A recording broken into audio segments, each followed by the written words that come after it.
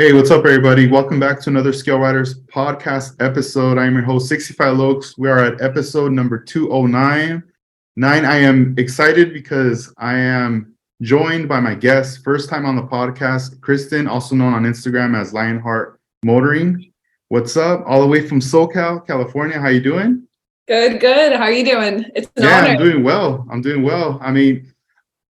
There's just so much I want to get into. I want to ask. I kind of want to just tell you, I still remember back SoCal Open. This is October of 2021. I remember that day because you had gotten an award that day at that event. That was my second show, I believe. Yeah, my second show ever. All right, cool. That was going to be one of my questions. Was this your first or second show? No, because my first show was Orange Con of 2021. Yeah. Because I had just started, I had a little accident, a car accident that was back in April of 2021. And it was after my recovery, I started building. And by SoCal 2021, that was my first appearance, first show, first time winning. It was a lot.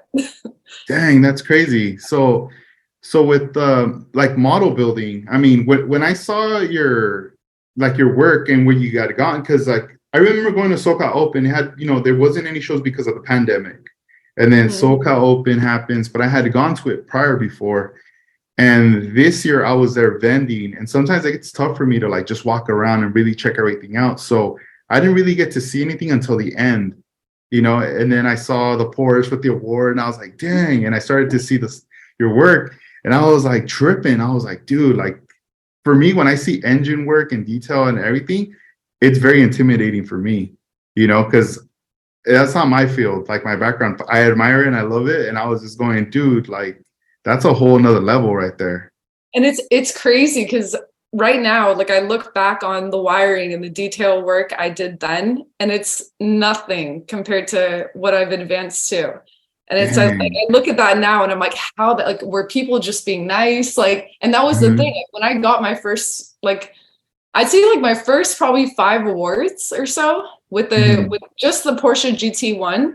That was my reaction after every show. I walked away like, okay, are they being nice to me? Is it because I'm a girl? And these people would come around. They're like, no, it's like you being new to modeling. They're like, the amount of detail and the way that you've targeted this, they're like, you're years beyond where most people start off.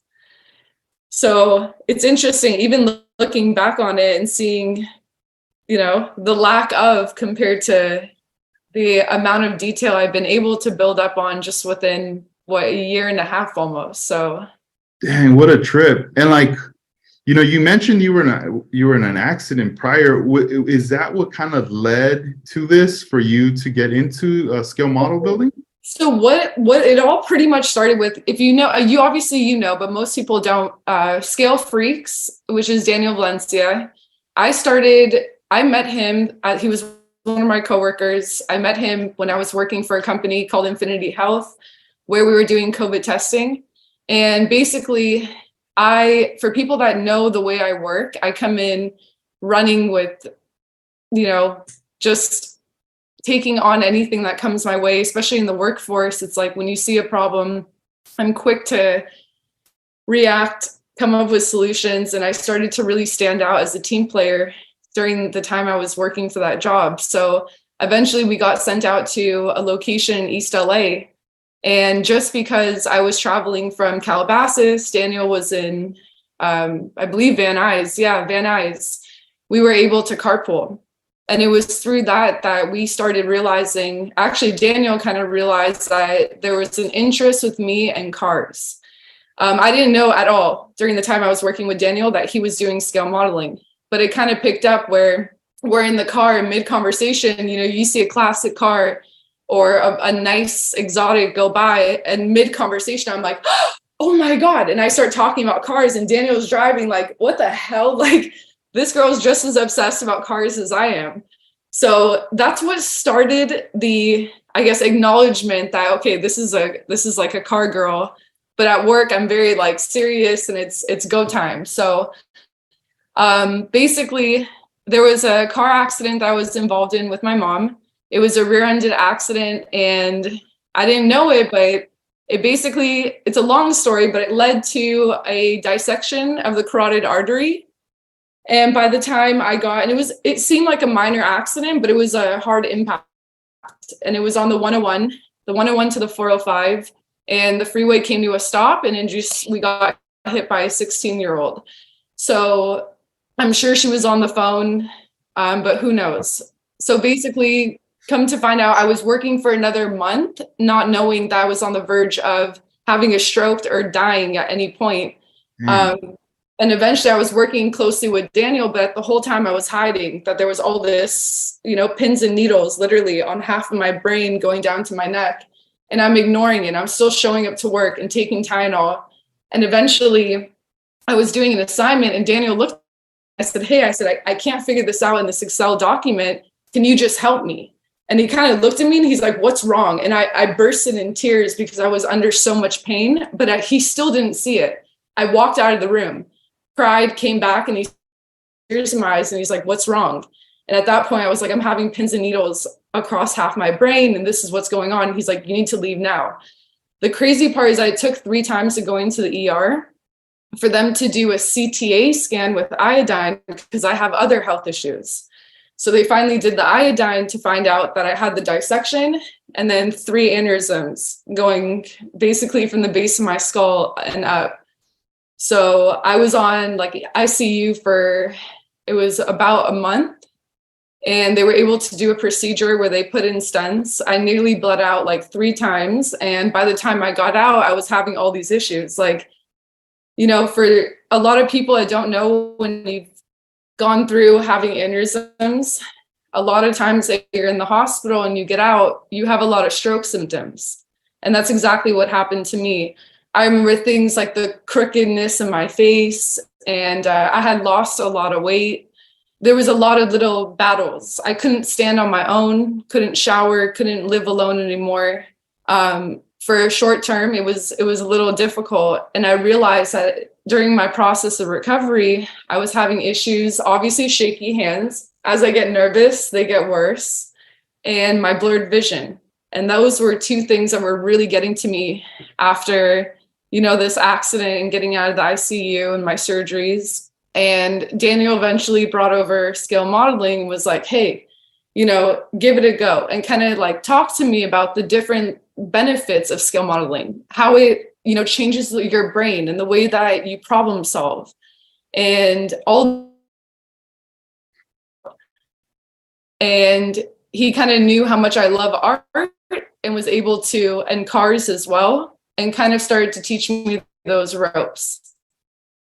So it was around that time that he brought a Formula One car because he knew I was obsessed with Formula One. And eventually, I don't know what got into me, but I was like, I really want to build a Porsche. He said, what Porsche? I said, a GT1. And he's like, I have 2 of those kits. I'll give it to you. He explained the basics of building, how to clean, sprue and how to hold a knife and not get cut, because I was on a bunch of blood thinners, and he kind of let me be. And anytime I had questions, obviously a lot of questions, I'd be on the phone with him, or I would wait until, he either came over to my house or I went over to his house, and he would show me and demonstrate hey, this is the proper way of doing this. And then he would hand it to me and go, now you do it to your own. And it kind of created this balance of scale modeling, even though it takes a lot of time away from other things, it's amazing. And it's something that I don't want to give up or walk away from, because I'm such a car fanatic. And it's going through that process and being able to communicate with all these people that are fellow modelers in the hobby. It's insane. It's a whole nother community of people that you can bond with. And, especially for the automotive, everyone has one thing in common. It's we obsess about cars that we probably would dream and love to own. So it's cool. Dang, that's crazy. I didn't even know that. No, that's all good. Sorry. I had no idea. I mean, I'm glad, you're here, you're doing the podcast, and I hope you're doing well, everything, physically, mentally, everything. So, and you know, when you started getting into the model building, were you just tripping out as far as like that there was a community that big?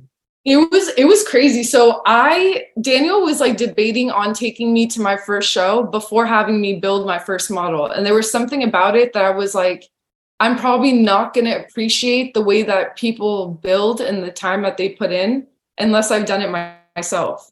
So even just that little factor, it's like being able to build a model and then go to a show and present it. And it's like you're a part of the community that's competing and there and displaying art. It was a different and fun experience. Yeah, no, it's cool because you know, now we see you actively at all these shows throughout Southern California. You know, and it's one of those things when you go to the model shows, you meet people for the first time. Sometimes you see people and you don't like, you know, break the ice, or you know, everyone just kind of sticks with their friends or crew. But then after a while, you start to wander off and you mingle and you cross paths with people, and or the interactions from Instagram lead to like linking up at the show. And now it's always fun to see people that you already know now, like at all the different shows. And I saw you not too long ago, earlier this year at NNL West up in San Jose, Northern California. And then after that, in February, you were out in Ventura at the Model Fest as And that's well. that's crazy too, because NNL made history, which is crazy because they've never had a female win adults. And I think Dang. they've had this year and last year that they had a female win juniors. And Oh, that's cool. Congratulations. thank you. I'm like, but you know what? I had to even ask because I know that that's a show that's been around forever. And Yeah. it's crazy too, because like there were what, like over, you were there, like over like 250 plus Mhm. Yeah. models. And that moment that they were giving out that award, I'm like, there's no way, like, you know, and like the fact that when you hear your name, like I think I've gone to like 18, about roughly 18 shows, and I have yet to lose or to like Yeah. not walk away with a trophy. So it's like that alone, that little like rookie streak or whatever to call it, it's like Mhm. it's insane to be that person that you go to Yeah. a show and every time it's like you're brand new to this hobby and you're Mhm. walking away with a trophy. Like you come back again and again and you get people that are fellow modelers that used to wipe out their category and they're like, oh shit, you know, like we should take her in the parking lot and beat her up now. And I'm just like, no, no, no, like don't be nice, you know? But Yeah. it's cool because it's like it's kind of put some heat on the community where the Mhm. guys are used to certain things and it's kind of starting to advance and I'm starting to, Yeah. you know, the way that I love cars and race cars and Porsche and it's Mhm. I haven't yet to see after I did the Sauber. I can show it right here. Yeah, This let's is check it like out. my best wiring for an engine. But this one right here, like that moment of nailing little details for the engine and then going to a show and placing it down, it's like it's crazy and it's it's like it's often I'm like losing the right words, but it's really cool when you go online and you don't really see scale models of Saubers that are highly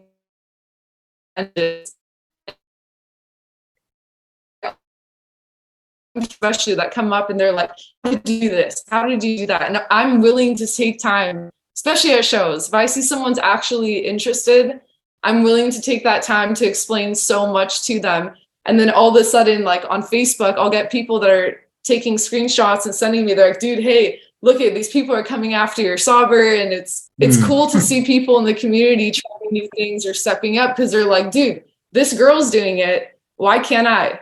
And it's Yeah. like everyone can. You just have to have the patience to not get frustrated and just, you know, keep your initial vision in mind. No, definitely. I mean, a lot of the like the stuff that you're doing, it's definitely high level stuff. The detail, the scale, and just the things that aren't being done. And I mean, you are making a lot of noise, and it's good when you have someone that steps in and starts busting out with cars because it's always exciting to see something new. and at the same time we want to see it elevate. But not only that, you're also representing, for female model builders out there.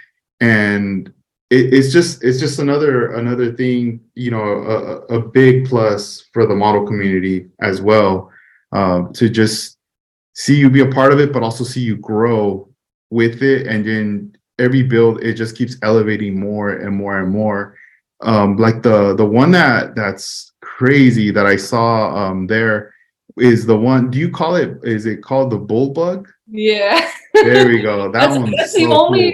That's the only one I have a solid like custom title for. Everything else, I'm like the Ford. I don't know. It's like the Golf, the Sauber. It's like, but that's the first one that I've really gone all out for, and it was like right before Ken Block had an accident that I kind of decided to take this kit that had been sitting around forever. It was actually a friend of mine's that he wanted painted blue, and it just sat around my house because it's hard to work on different things when you're building for competitions. And eventually I said, okay, if I need to do something custom that's going to be insane to kind of honor Ken Block, why not do a Pikes Peak hill climber and just go all out? Take a bug, put rear engine.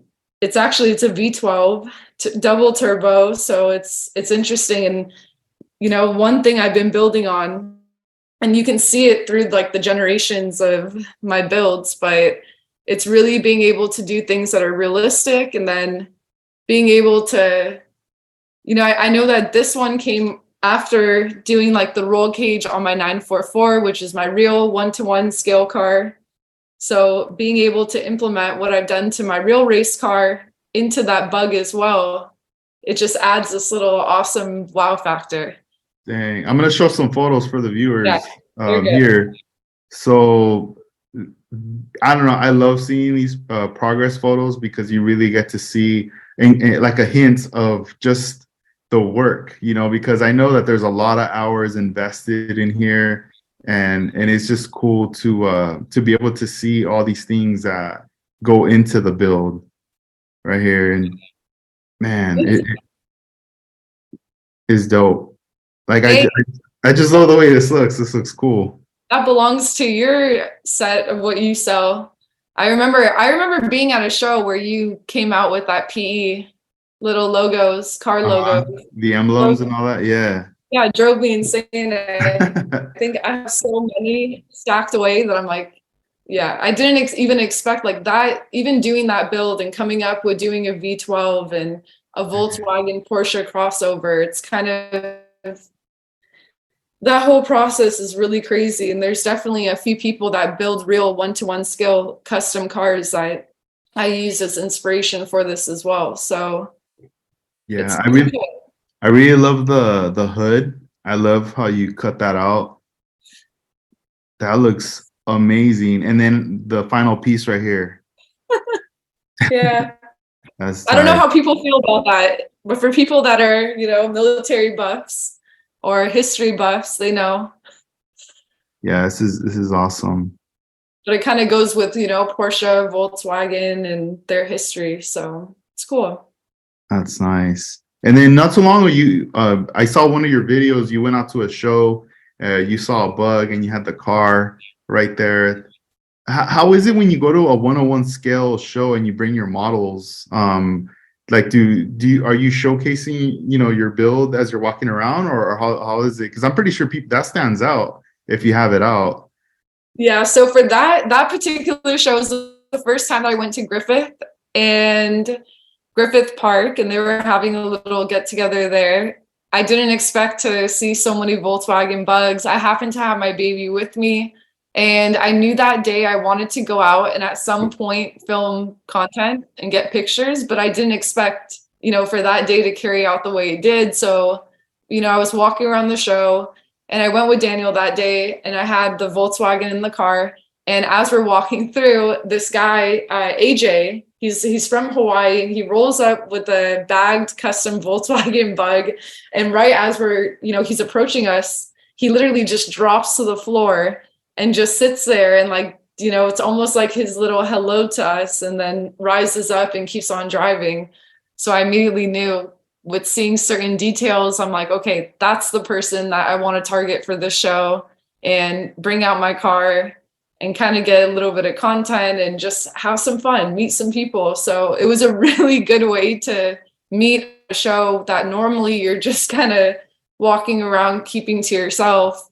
But just that moment of people seeing, you know, a tiny scale car in their hand, and I guess like maybe a female walking through a car show as well, it definitely drew a lot of attention. But it was just cool. It was cool to have that, my Volkswagen out, and to target someone that had, you know, just rear engine, similar car, just completely different styles and modifications. So Yeah, dang, that's cool. This build, how long did it take you from beginning to completion?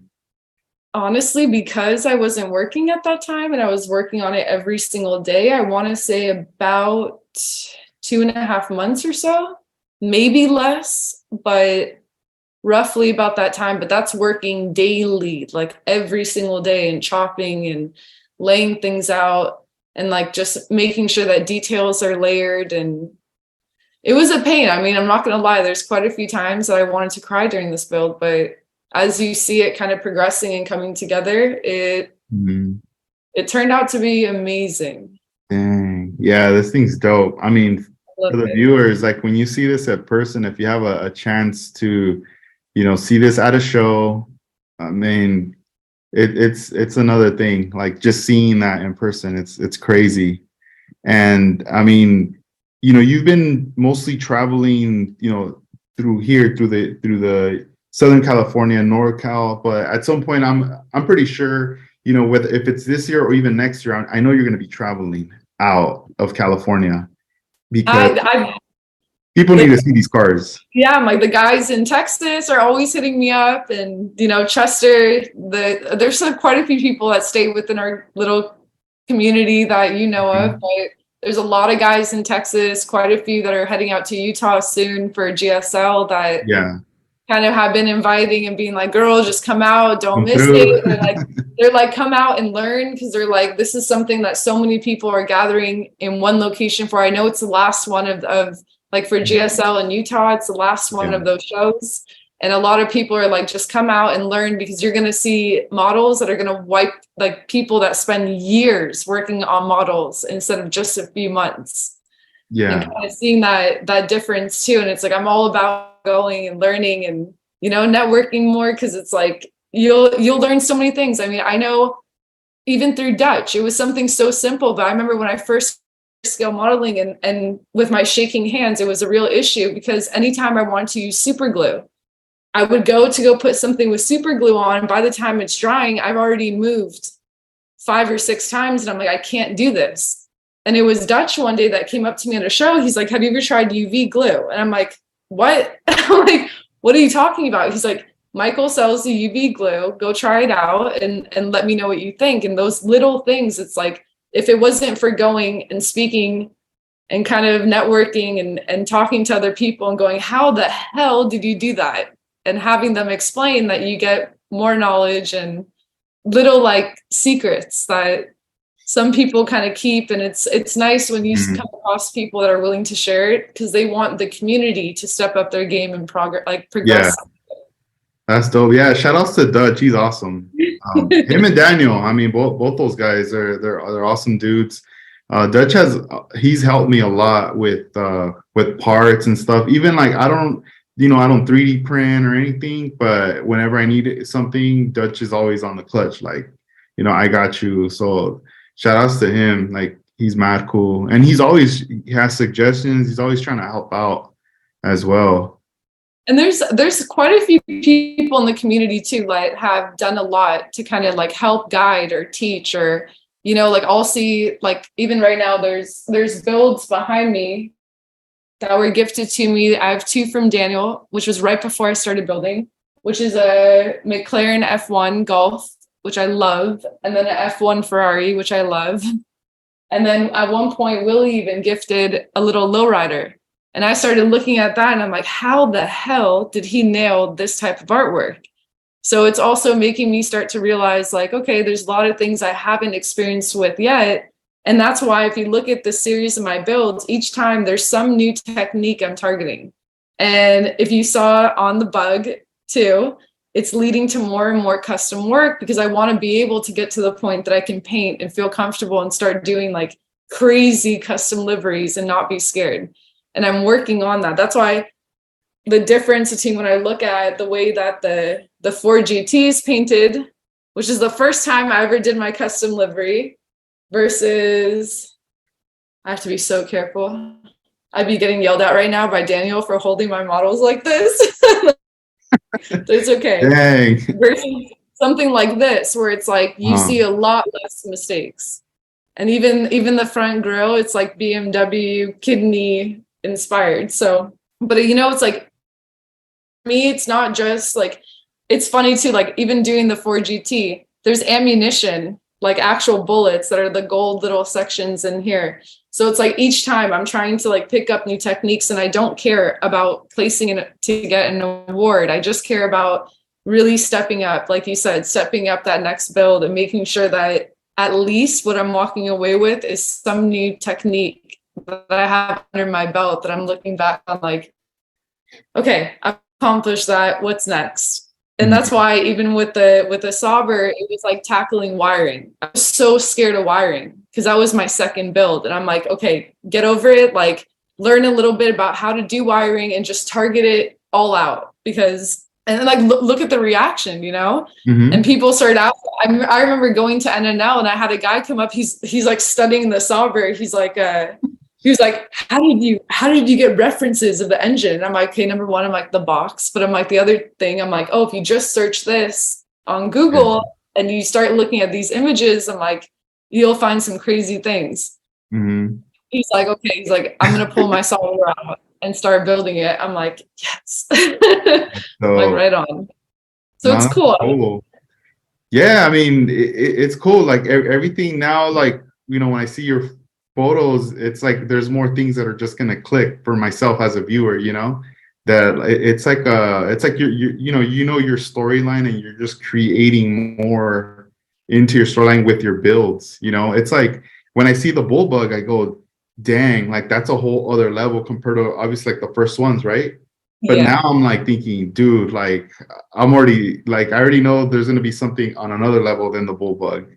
There's something I'm working on right now, and like I think that's a big thing. I don't like the word gatekeeping, but I definitely like the progress of not displaying and sharing what you're building on. I think when I was newer, it was a lot of it was trying to prove to people like, no, I'm building on my own. Don't question me.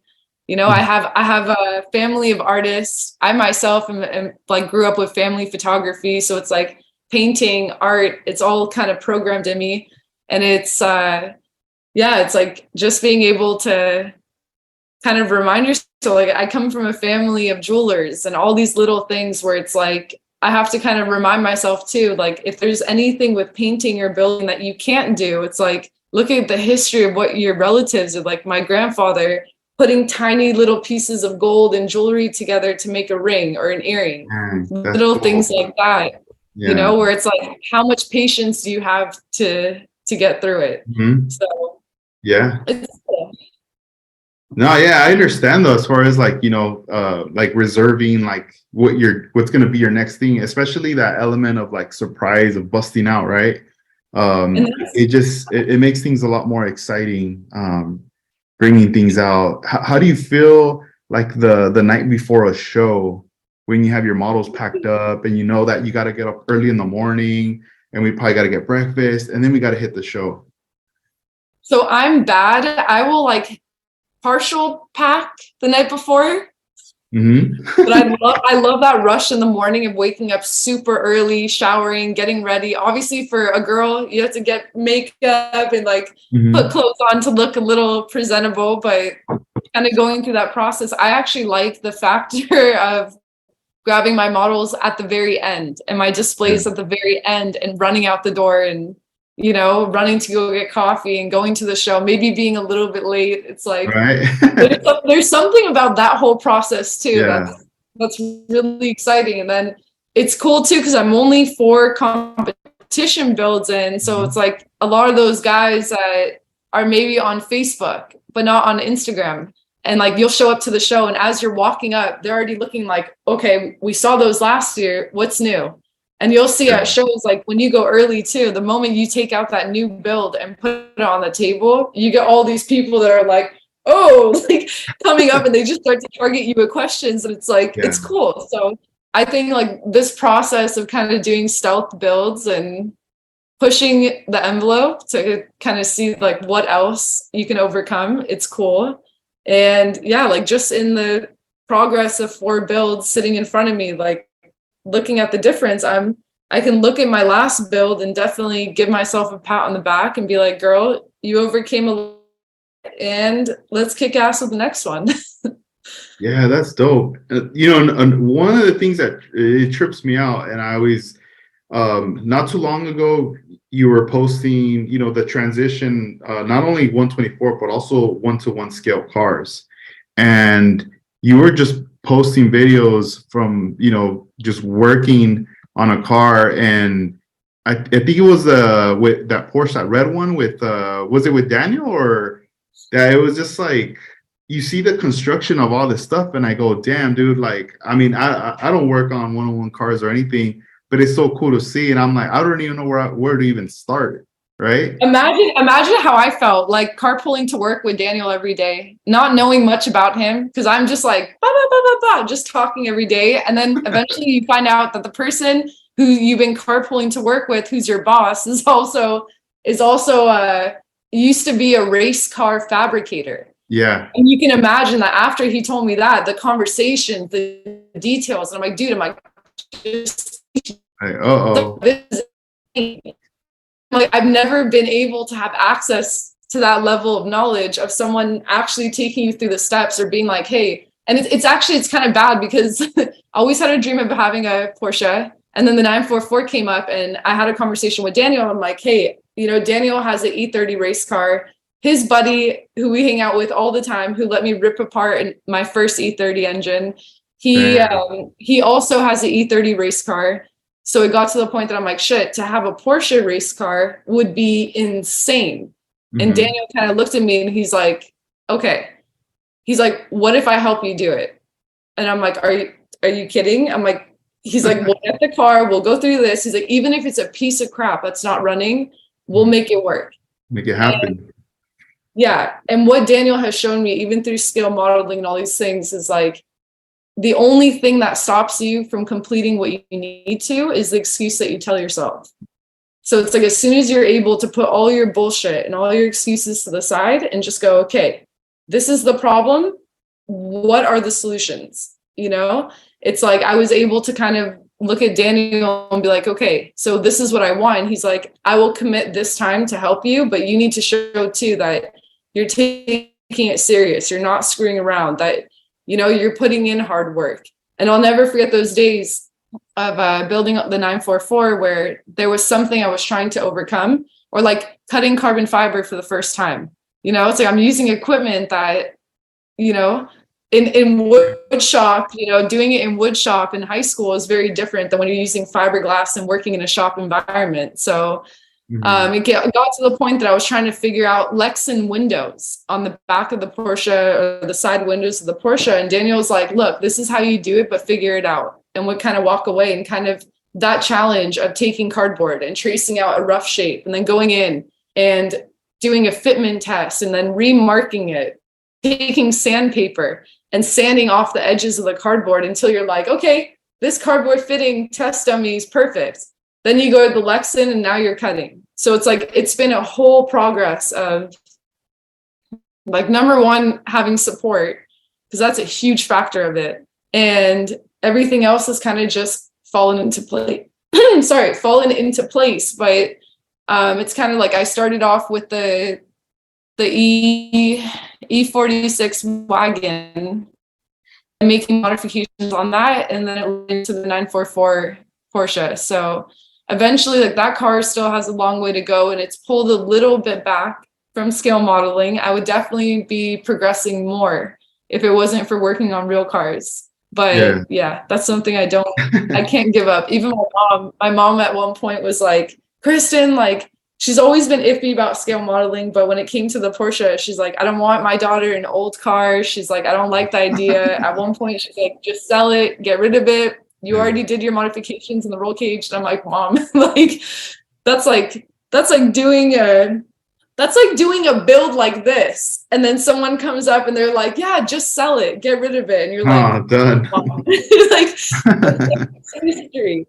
So. Your wagon, I did see it out at Ventura. I saw it in the parking lot, and I was like, damn, that looks dope. I love is it like camouflage, or what do you call that kind of pattern? That's where we kind of got this. It's just like the Volkswagen. It's called Splinter Camo. Splinter Camo, okay. It's used in military. Yeah, it's used in military, and even for the Volkswagen Bug, that's what led up to the Red Bull livery, was going to Burbank House of Hobbies and seeing the masking tape for the Splinter Camo. And I started looking, and I'm like, damn, that would be such a cool idea. Splinter Camo, Red Bull. I knew I wanted to use blues, but I didn't know exactly how everything was going to turn out. I've never been able to find those water slide decals. Those look dope. Which ones? The Red Bull. Like the Red Bull. You have, see, because you're a vendor, so you don't get to experience like actual decal hunting. But like even at NNL, there was a guy that came up and started talking to me about my build, and I'm like, oh, I do custom liveries. He's like, what do you mean? I'm like, yeah, I'm like, my Ford GT and my Volkswagen Bug both have custom liveries. And he was like, hush, hush. At the very end of the show, I had two gentlemen come up to me, and they're like, hey, we need you.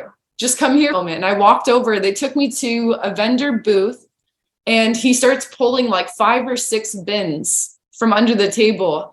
And he's like, oh, dang. These decals will never be seen again. He's like, the guy that printed them has passed away. And he's like, make your pick and I'll charge you for them. But he's like, no one in the show saw these. And I'm like, why did you bring them? I'm like, and why are you telling me now? I'm like, I feel like this is a trap to make me spend. But yeah, like if you need even that gentleman's contact, if I'm not mistaken, I think I either have his cell phone number or we're friends through Instagram. But I can send you his contact, and like if you have but that's a secret. Right on. Let me mute. Nah, it's cool. If you have like a specific, when I see certain cars with like liveries, I'm always like thinking, all right, that might be the one that came with the kit. But then sometimes I'm like, I want to get something different, even if it doesn't make sense with whatever build I'm doing. I kind of want to grab and put something on the car. And I started to think to myself, you know what, I need to start kind of like how you are, like searching for decals. But like you said, it's tough sometimes. Sometimes I don't have time to like, check out everybody's booth just to see like what they got in the catalog. But it must be exciting though. Like, like looking through that right there, that's crazy that he brought it up, but he wasn't showing it. Yeah, and like imagine how I feel when I look at something Daniel does, and like even the Opal. There was certain parts, because I remember the Opal, when Daniel built the Opal, it was before I started scale modeling or anything. And I remember him saying, I'm building. And he would start to send photos, and I would see like some type of like, I don't know, let's call it a fuel pump. And on that, there would be like all these different decals. And I would start asking him like, how did you get this? How did you do this? And he'd be like, oh, I took 3 decals, and it's a tiny little square. He's like, I took 3 decals. I laid one that's white. I put something that's yellow and a barcode next to it. And I'm like, but that's like a millimeter on your model. And he's like, yeah, but look at from this distance and how it looks. And I'm like, damn. So what I started doing is, even when I started building, there were times that I'm doing something, obviously count the GT one out, because that's almost out of the box. And I added wires and, metal or foil. But like by the time we got to the Sauber, it's like, it's completely different. Like what I've learned from Daniel is that the more that you can layer those details, and then if you happen to be like, hey, check this out, look at this angle of the engine, and they can see a decal sitting on the block. Those little things, it's so storytelling for that difference when you're comparing something that's like hyper detailed to something that is just painted, you know? So I've definitely picked that up from Daniel, which is a lucky tip or trick to know. And then what we've done is, because I've gone crazy on buying decals, and because when I've wanted to scratch build, Daniel would be like, hey, here's my like a spare decals or whatever. When I'm going to shows and buying decals now, I'm just collecting them to the point. I haven't found my new stack since I moved, but I literally have a stack of probably like 25 plus racing decals. Dang, do That you keep them like in a binder or like in a little box, or how do you store them? boxes, Yeah. because like that's the fun. That's the fun part of the build too. It's like, it's not keeping it organized, and then that moment that you know that you want to do crazy detailing and you have a box and you get to go through that process of scrambling through, and you're like, oh my God, I forgot I had this. And you start putting like tiny little important details or decals that you're going to use on that build. It starts to just compile and build beautifully. So it's worth it. But yeah, I'm notorious for removing parts from boxes and decals. You know, like I'll find 1 or 2 decals that I want from a set, and I just cut it out and worry about it, you know, down the line. Yeah, But man, that's dope.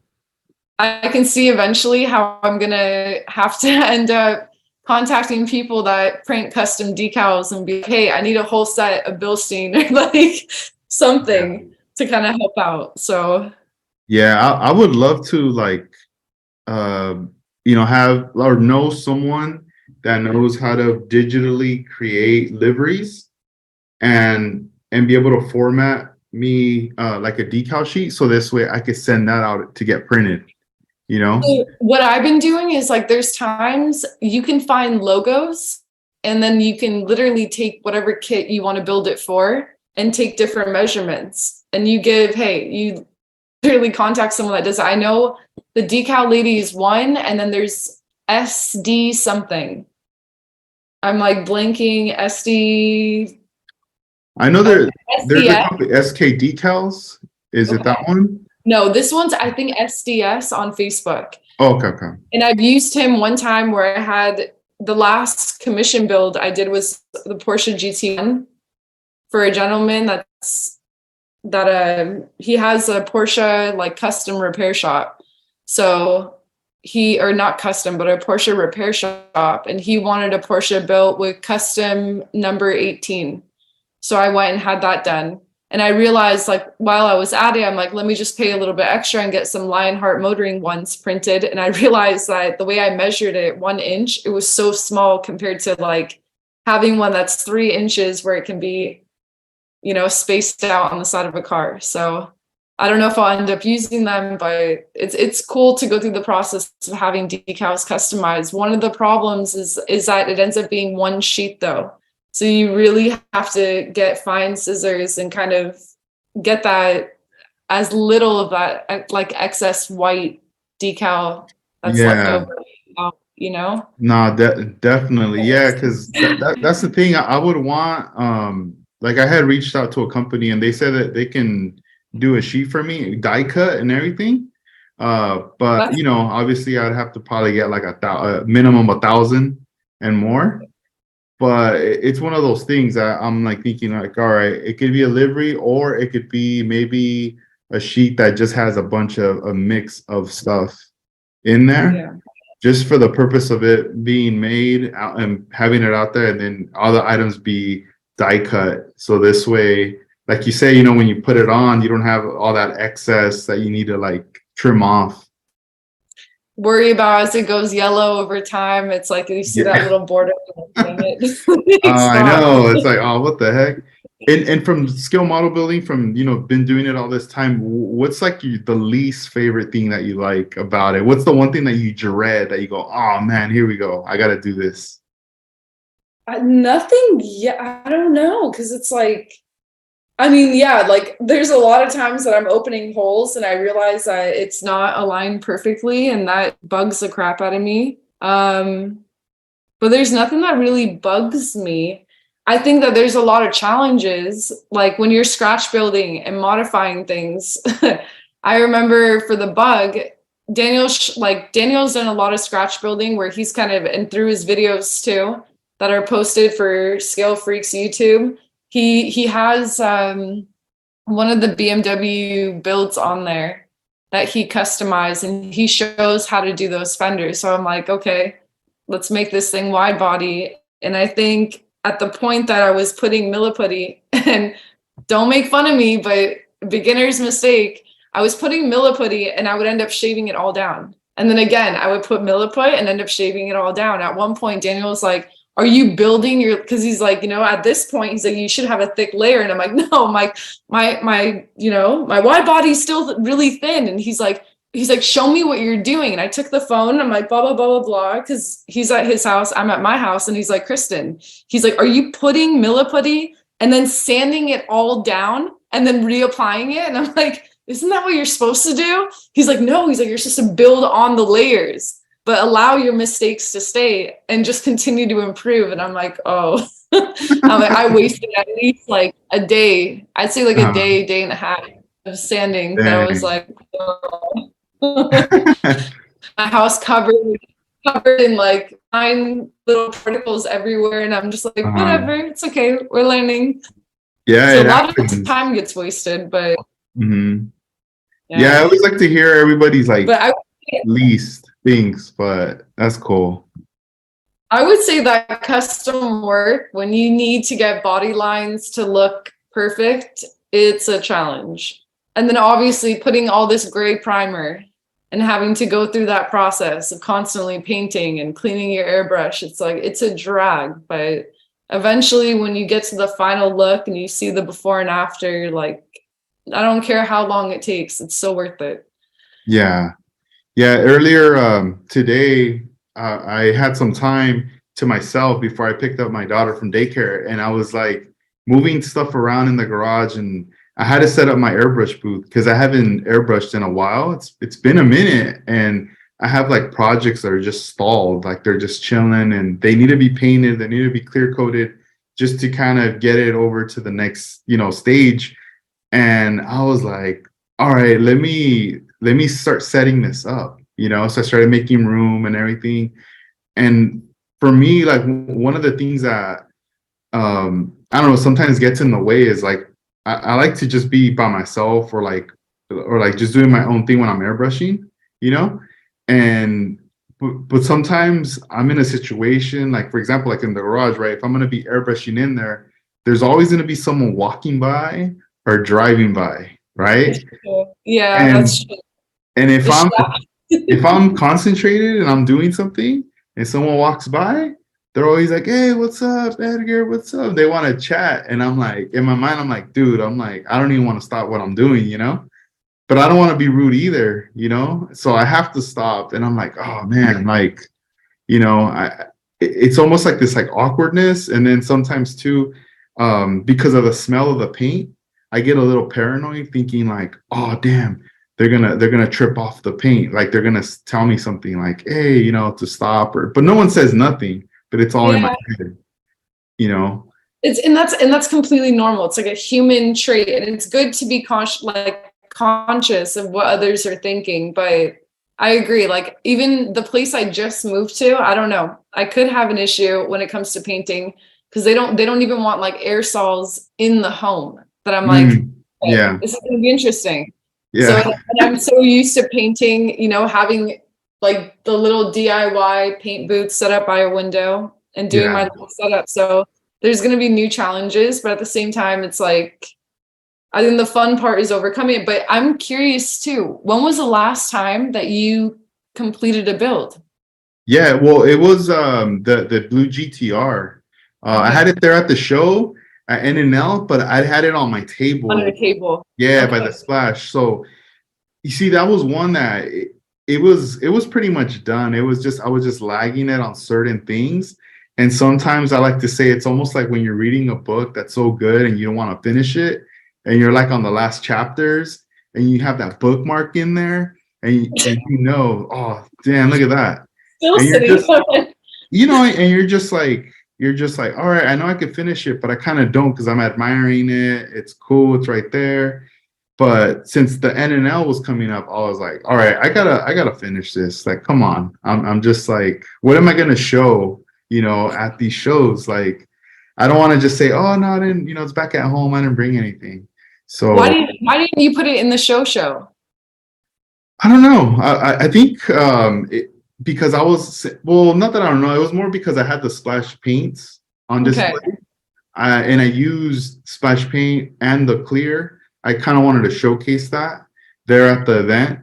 And I don't know, it was just like I got there early. I had time, to be able to go over there and get the paperwork and like set up. But since I was already like setting up the table and everything and there was space, I was like, all right, why not just put these builds right here, you know? And for like this upcoming show, the SoCal Open, I'm debating. I'm like, all right, should I put the car on the table or should I just keep it here? Because when I went over to Spain, the homies from 124 Eternals, David, he built for me this like a scale writer's like HQ little building that's a 124 scale with Cool. the little curve and a street that I'm thinking, dude, I don't know, should I put it on the table? I want to bring the little building and just have people be able to put their car and take a photo in front of the that would be really cool I would definitely do that. Yeah, I want to bring it because it's later. I'll put a little light in there and I'll fix it up in there because you could see through the windows. But since it's dark and I don't have a light, it almost looks like you can't see through it, but you could. And I don't know. I would like to see people's cars in front of that building, like photographs. Like if you do almost like a mini little photo booth setup where like imagine you have that little setup and then you have like two little lights on both sides. So you set your car in, it's like lighting. I'm telling you, people would I would go nuts for it. I'm not going to talk about other people. I know I would be like, oh shit, I like that idea. Yeah, I feel like, if David's watching later, I'm going to be like, yo, I need to commission you to make two more on the side. So this way now we have everything like spread out right there for the street. But that's not a bad idea at all. Hey, add a Lionheart motoring Porsche BMW little modifying shop. No, right? A little shop next to it, little garage kind of thing. Little garage with little roll up. I'll be so happy. Yeah, it's crazy. Like seeing the work when I saw it, I mean, I was shocked. I was surprised, but just seeing how everything was well crafted, made out of wood, and all the pieces together. And he was also showing me when I was there at his home. His grandfather used to do like buildings, like little small replicas of stuff, and he was showing. He still has all these pieces at the house. And he was just like telling me, hey, check it out. Like, this is some of my grandfather's work, And then I was like, yo, I could see now, like the connection from your grandfather to what you're doing. But now you're taking it to this next level because now you have the information, you have the tools, you have everything in front of you. Right? And a different passion too. Like back in the day, my family, I know my grandfather's father was also a jeweler. So I think that came back to survival and taking care of the family. And now it's kind of taking those traditions and seeing like the amount of work and things that they've done. Cause like even on my 944, there's a lion emblem that my grandfather made, which is so cute. And I ended up taking that little gold emblem and putting it onto my steering wheel too. So man, that's dope. So is that where it comes from, the Lionheart motoring? Yeah. Nice. And that's crazy because like people don't know unless someone asks me and I'm like, oh, like, no, this is the customized little work to it. But yeah, like adding that, because my grandfather passed away, it's been about 6 years now. And I lived with him prior. So it's like we were super, super close. And I remember at one point I was going through his back office and I came across this little medallion that had a lion. And I'm like, I have to take this. I have to find a way to take something like that and what I'm building for myself. And obviously my last name means lion. So it's like taking that message and like all the symbolism and kind of incorporating that, and then obviously having something that was commissioned, like hand built by my grandfather, that gets to stay with me, to stay with my race car. And eventually it's like going down the track, having that little connection of like family history and like all the stuff that people had to overcome to get to where they were at. It's like, I can say with confidence, my grandfather was a very, very humble person and did a lot to give back to others. So kind of like incorporating that into daily life, it makes a big difference. And not being selfish, not caring about, you know, sometimes what are like human necessities versus kind of just enjoying life and making people feel good. And, you know, it's kind of, it's different because like even for him, obviously he became a jeweler, and like it's crazy because like even for my grandfather, he was the jeweler. So little history, but like both my parents were born in Ethiopia, but I'm Armenian. So my grandfather, because of the I don't know if you know about the whole Armenian genocide that happened in 1915, but my family fled to Ethiopia, Addis Ababa, Ethiopia, because Christianity was what they had in common. And my grandfather worked as a jeweler at that time, and he ended up becoming the personal jeweler for Haile Selassie, who was the king of Ethiopia that was massacred. So it's kind of crazy when you go into history and kind of understanding that even though back in the day, like I had my family did come from wealth, my grandfather also stepped away and left his business and his gold back in Ethiopia after the king was massacred and his family fled. And what he did is he sent his family literally to LA, to Winnetka, and he stayed in Ethiopia for roughly another like 2 to 3 weeks just to train his employees on how to run the business, what to do with the gold, how to be successful. And then he left and fled too. So it's kind of crazy. And it's like you see a lot of knowing how my grandfather was. He was a person that did a lot for other people and never expected anything, never asked. And he was very respectful and humble and different from the way that you see like people that are living American culture today. So that alone, it's like that humbleness and the way that he spent so much time. Like I remember one day my mom came up and even mentioned, she's like, you know, you're spending so much time building these little things in your house, like get out of the house, go do something. And I had to remind her, I said, just keep in mind, it was also your father that would spend months and weeks building a tiny little piece of jewelry for a wedding ring or an earring or something. And I said, just remember that he spent hours and hours. And imagine someone coming in and saying, hey, that is just a waste of time. So it's kind of going back to that focus and just like patience in life, which is something that I feel like we get very distracted and lost from. So, and not having kids, like not having kids is definitely an advantage for me right now, because obviously if you had a family, you don't get the time to spend in a hobby like this. So it's kind of embracing like where I'm at, and also like respecting, like I love hearing stories when there are people that honor their family members. And like you just said, like even you going to Spain, and I saw pictures and I'm like, you can tell that's an amazing group of people. I think I told you that right before we started this little interview, that I was like, I saw that photo and I'm like, I wanted to be there. I'm like, I would have had the best time being there and talking about the cars and looking at these builds and realizing like, okay, we have a lot in common. And it's crazy too, because like the more that I saw that the way that everything was structured and sculpted and the way that you guys were all standing around, it reminded me, I had a teacher in elementary school, Mr. Talley, and he was like a surfer, but he had geckos and he had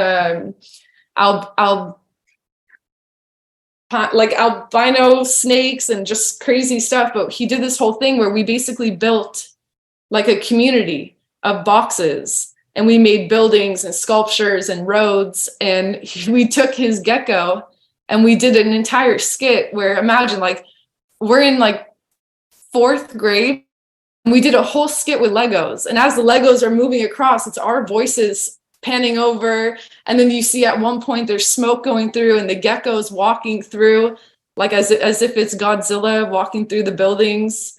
And like, you know, seeing that setup reminded me of like being a kid in Mr. Talley's class where we were, you know, just being creative and having fun. And it's a bunch of kids or a bunch of people standing around some artistic sculpture and, you know, putting objects in front and filming or just having fun. It's cool. Like, imagine, like, even if you were to do some type of skit with that setup, with all the buildings and parked in front of 7-Eleven, as the cars are moving, you do voiceovers. It could be so funny, like to the point that people would sit there just watching.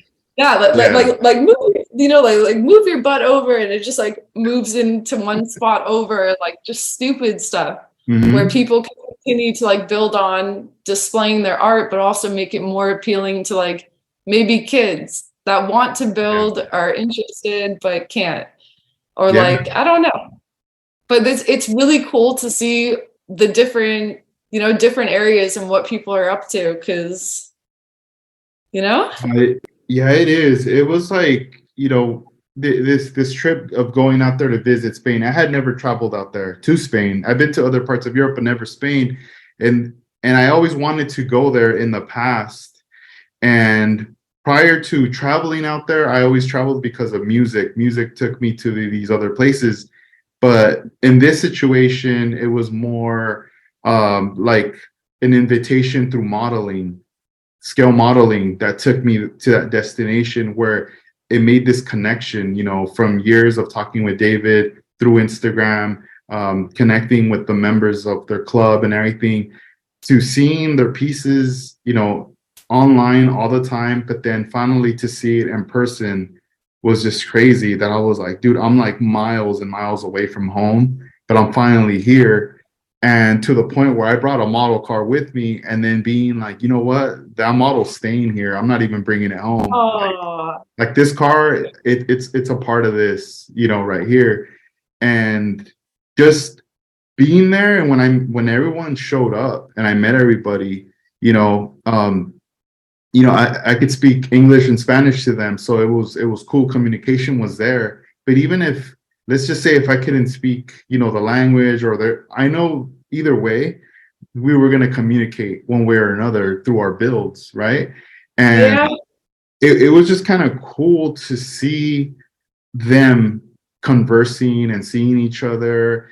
And for a moment, I had to just kind of step aside and kind of just observe, you know, that energy that was there present. And I started to just record, you know, them talking, them being excited to pull out cars, because there was some cars that were just done for this meet, that they were kind of just showing each other for the first time. And since they don't really have like model car shows, or, you know, all the modelers are spread out in different parts of the country, and, you know, there's different genres but this here, you know, these guys collectively come together, and it's a small group of guys, only 6 members. Unfortunately, I didn't get to meet one of the members, but I got to meet, you know, 5 of the guys in person. And I mean, they made me feel like I was at home. You know, it was such a great experience. And I already know, like, if you and Daniel were there, you guys would just love it. You guys would trip out, and then they would love your guys' builds too, just seeing everything on there. And trust me, you would be taking a lot of photos of your builds in the dioramas, but the day is gonna go by like that, like fast. I saw a few I think it was an Audi that I was like, oh, I would have loved to park my build right next to it with 7-Eleven in the background. I'm like, come on. It was too cool. And that's kind of the cool part. It's like, through scale modeling, just so you mentioning that, it was, I don't know if you know of this builder named Jan. I can't even pronounce. I'll send you his Instagram, because it's something so inappropriate. I can't say it. Yeah. But yeah, it's funny though. But he lives in Puerto Rico, and he's awesome. We met when I first started building, and like we started conversing, he started popping into my lives, and like it was very similar. At one point, he was in a live with Daniel and I where he was explaining that he doesn't have access to the types of materials we have out here in California, because in Puerto Rico, they don't have a hobby store out there. So it's kind of interesting too, to see that difference in what people have to overcome. But you can definitely tell that in that photos, or the photos that you took from Spain, you can definitely tell that that's a good group of like people that are just in this hobby because they love it. Like, it's so weird to say that, but it's like, you can almost tell the difference when someone's in the hobby to be like, hey, look at me and this is what I do, versus someone is in the hobby to like inspire others and be like, hey, encourage and just have fun with it. So yeah, I agree. If I was there, if I was invited, like I would have probably gone. Yeah, yeah, no, it's cool. yeah, it was like cool because it inspired me, because like I was like already thinking like, where do I want to go next? I want to go somewhere else. I definitely want to go back to Japan, but then there's other places like I'm thinking like, all right, my friend KC, he's in Australia. Why don't I just go to Australia? Why don't I go to New Zealand and see like Kiwi Cam out there? There's all these places, like no matter where you go, you're going to find a connection. Like there's going to be a group of people like-minded that are model builders that are going to be like, come through, let's link up, bring your builds, please. And those are the best meets. Like I know Willie from Dedicated is someone that's been a huge advocate of and like supporter of me building hell yeah. Pushing the envelope. Like Willie all the time, he'll be like, hey, he'll reach out to me, Daniel, and like other fellow builders, and he'll be like, hey, like random meetup, it's last minute, but this is what's going on. Yeah, if you guys can make it come through, like maybe bring something or don't, like there's times that he'll treat us, and it's like that moment of going in and like you said, the hospitality and coming into someone else's home, and it's like feeling welcomed, all these little things, and like it makes me like almost emotional, but it's like you get to see into someone's life that already you're going to shows and you're bonding with these people and just having conversations. And then like even Pablo and Leo, they were another one that Daniel had to go pick something up. He called me. He's like, hey, I'm going to Pablo's and Leo's. Do you want to come? And I'm like, yeah. I'm like, I really dropped whatever I was doing. And I'm like, okay. Yeah, I'm like, Daniel, I'm on my way to your house. I'm like, let's go. And that moment of like coming in, and it's like the hospitality. That's like the moment, like even for Pablo, his wife turned around right before we left and she's like, let's take a photo. That's like, dope. The famous photo for everyone that visits. And it's like making those little things, those little memories. It's like, oh my God. Yeah, that's tight. I always like when Pablo shows, like I like the most recent photo he posted of Leo, like across from him, where he's like, you could tell Leo's in the zone, like working on his model. Yeah. And I was just like, damn, that's such a dope photo right there, And it's like, how cool is it too to have families that build together? And it's like in the case that you don't have other family members that are building, it's like you start to bond with other people, and it's like the connections you make. Like there's been nights I'll have another scale modeler call me and they're like, hey, I'm working on this build. Can I ask you about this? And I'm also like, why are they asking me? I'm still new to building, but I'm like, okay, sure. And we start getting into conversations and this and that. And it's like, it's amazing to also have, it's weird to say it, but like sometimes if you don't really have the best family environment, it's amazing that you can go out and meet amazing, like good heart people that have similar interests, or, at least when you're around them, you don't have to be worried about something bad happening, or, just having people that kind of look out for you and that make you feel good, and that you can go to these shows and you want to be there because you're going to be laughing your ass off and spending more money than you should. It's like, it's weird. It's like every time I go to a show and I see you with your booth, I almost ignore you because I'm like, damn it. Like, I'm like, I know I'm going to go up. I know I'm going to want to buy and spend. And literally I go to your table. If you notice, I barely even look at you. I'm just like, oh, I need this. I want that. And I'm like, stop, like. Dang. No, yeah, I remember. Yeah, the last show I saw you at the Ventura one. I think I walked away Resisting. with one thing, and I don't even know where that is because I moved. So Yeah, that's funny. How was that transition of moving, especially with the models and all this stuff? Like, was it nerve-wracking? so it's kind of crazy. The first thing I did was pack up my trophies and my models. I put like a safe box in the corner and I'm like, no one touches this whatsoever. And then, I mean, I don't know if you can see, I think you can, but behind me, I've always had this little glass cabinet, which was actually, it was Daniel's glass cabinet that was at Peterson Museum. So I don't know if you know that, but Daniel used to build and display and sell kits at Peterson. Nah, I never knew that. Damn. So yeah, so like one day again, Daniel randomly called. He's like, "Hey, I'm going." Before I was like completely, I think I maybe did my first model back then. And Daniel called me. He's like, "I'm going to Peterson. I have to go pick something up." He didn't say that he displays models there. So we went and I helped him pick up this little showcase. And once we got it into the car, he was like, "Congratulations! Like you just got your first showcase." I'm like, "What?" So that's how I got this one. And at that time, I mean, just having my models, like the 4 models and the start of the trophies, it was starting to fill out. Now it's like I have this one that's devoted just to trophies. And then the 2 side ones are building up, but they're Porsche design sunglass cabinets that I came across when I moved here.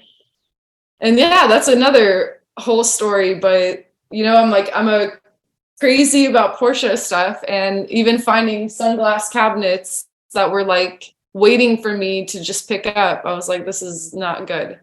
But yeah, so it's a nice little thing because it kind of fits the models pretty well. Dude, One day, those are perfect. oh, When I saw your video on them, I was like, "What? Those are so dope!" And don't they light up too? yeah, they do. It turns out really bad on here, but That's there's a crazy. switch. Yeah, they're so dope. Let's see. Oh, there we go. Yeah, so like, sorry, I have to go under the table.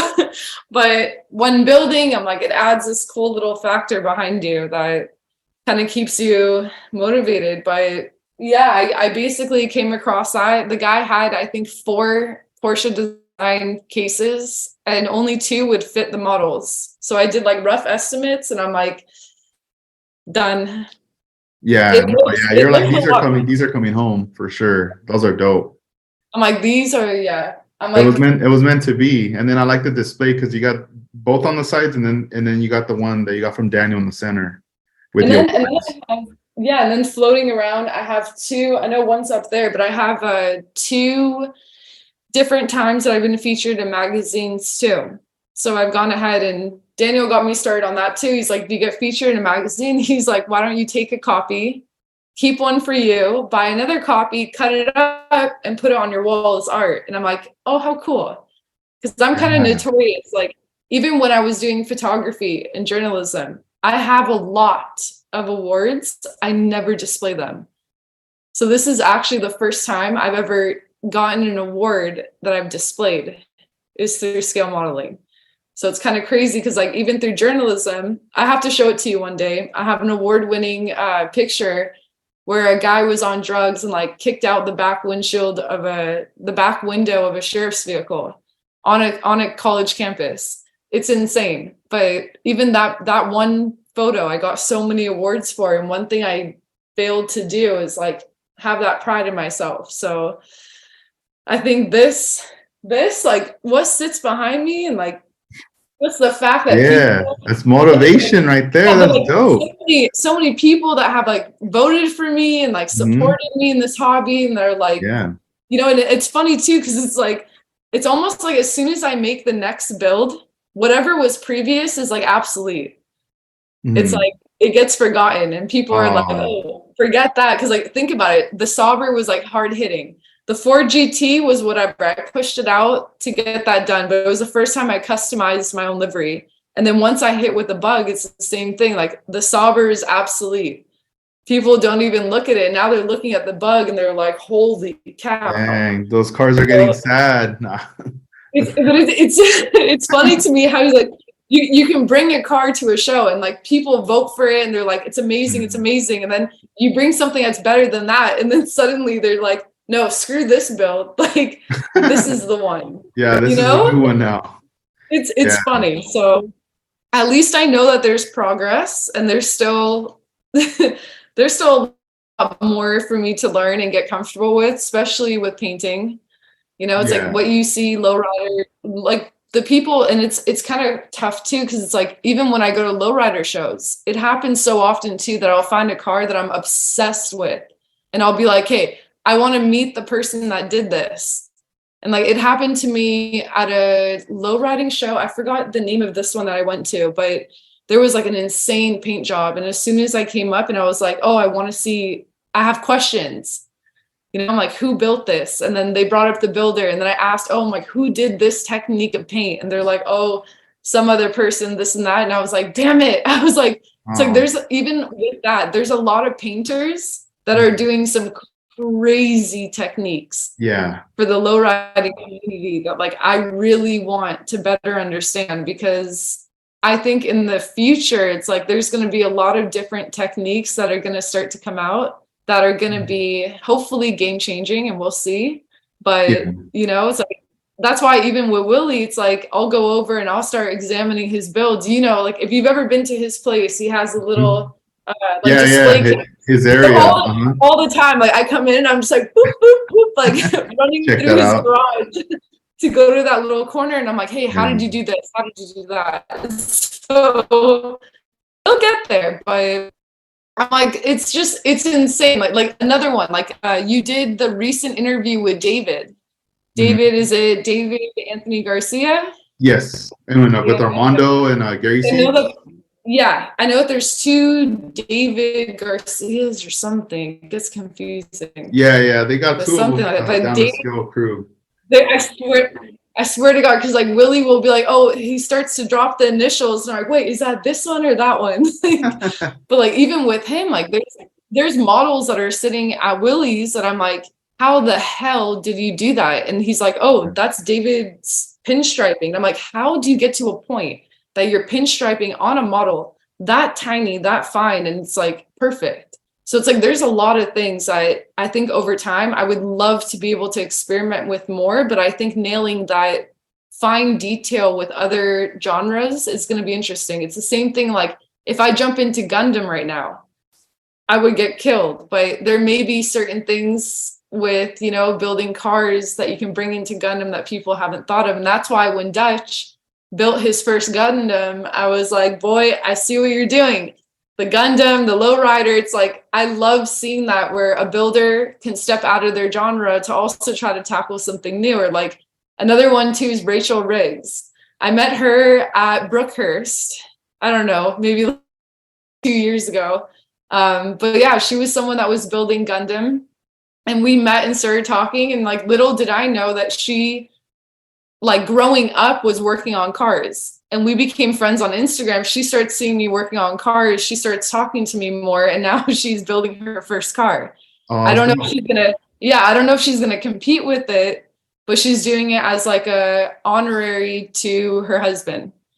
So it's kind of cool that, you know, these different dynamics and different ways that you can build things to kind of honor someone or to like display different artistic techniques. It's insane. Like it still shows that there's so much that's undiscovered in this art realm as well, you know?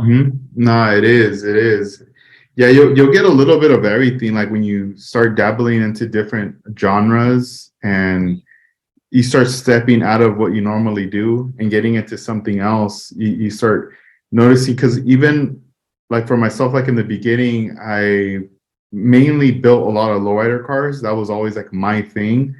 And then you know, when I started getting into custom painting, like Armando started showing me about custom painting, combination of colors, which later led to like me being like, all right, let me take a paint class, a lawyer paint class. And then from there, I started paying more attention to like now the custom car, that custom culture, and seeing the types of work they were doing. and now, you know, I'm paying a lot of attention to like a lot of the import JDM cars where the focus isn't too much on the paint jobs. It's primarily more focused, you know, obviously like on engines, the stance, the wheels, and certain combinations. And I'm like, all right, cool. Like, you know, there's certain things that like the focuses is always shift. It keeps shifting all the time. And I know at some point, next thing you know, I'm gonna be transitioning into like what you're doing, right? Race cars. I'm gonna get into the race cars too, because I'm gonna start to pay attention to the detail of engine, you know, and all these things that I'm like, wait a minute, like I wasn't paying attention to that with these other genres and stuff, but now at some point, you know, I know it's gonna come full circle. You know, I mean, you don't stop learning, but you do pick up on those things to help you elevate that build, you know, to the next pretty much. And you know how it is, like once you pull out like your cars, it's definitely inspiring to others. People see that and they're like, wow, like I want to do something like that, you know. And that's when all these questions come about, how'd you do it and everything. You know, a lot of times when we have these questions, we're feeling that inspiration already right there. It's just we don't know how to express it. So that's us asking that question, you know. By inside we're excited, but we want to know the unknown, because once we know, we want to go try it. It's true. One of the coolest things I've come to find out is when you start a group chat with several builders just throwing ideas out, it gets crazy. Because it's like certain people pay attention to other details, and like when you're actually just throwing out pictures just from Google and just having fun with that, you get hella like, I don't know if that's a like hella inspired. I don't know if that's like so Cali. I don't know. But Yeah, no, that's not like NorCal. Everyone up north says hella, but no, I know what you mean. When you do, it's like there's been times that, you know, we get ideas, or like we'll have little meetups where we bring what we're working on, and someone will just start talking crap or ripping apart what you're doing. They'll throw an idea out. They're like, hey, have you thought about that? You're like, shit, I didn't. And you're like, you go home, you're looking at your model, you're like, all right, let's do this. Dang, Like, yeah. what's I, next? I wanted to ask you a question. This is coming from Casey. He's all the way in Australia that's tuned in. Shout out to Casey. He wants to know, is there a kit, like a model kit that you want to build that you haven't gotten to yet? Hold on. Let me turn off this light so you Yeah, can yeah. Cool. Maybe something from the stash, I bet. I know, but I have too many that are back here. That's the problem. So let me see. Do I want to? I don't know. There's too many. I think this is like probably my biggest prized one right now. I don't know. Because then I have an Alpha, Mercedes, Audi, and Porsche galore. But I would say probably this guy. The 917K Martini livery is something that it's been sitting here for a while, and it just, you know, it's like, you know, what's the problem with me? There's kits that I buy that I'm like, there's ones that I'm like, I want to use for competition. And then there's other kits I buy that I'm like, I just want to build it. And then every single build of mine turns into one of those, oh, but what if I just step it up and turn it into a competition build? So it's never ending.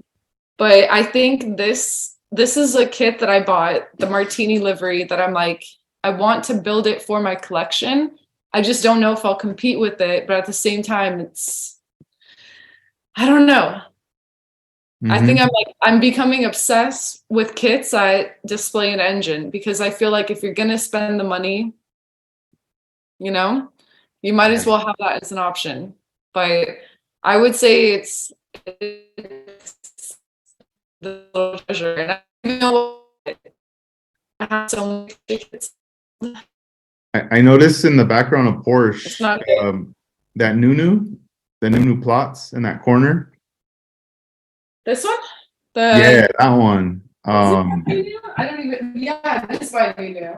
Yeah, So it's this is a crazy. new one. Yeah, This is yeah. a new one. It's a trip And because damn, where'd you get that one? Because the guys at Brookhurst, it's so weird too. Like oh, the weirdest that thing one's hard happened. to get. That one's hard to find. I'll tell you that right now. Reach out to me. I got you. That's that one. You That gotta, one's pretty cool. I like the yeah. artwork on it. It's like in the air. It's like Oh, it's flying.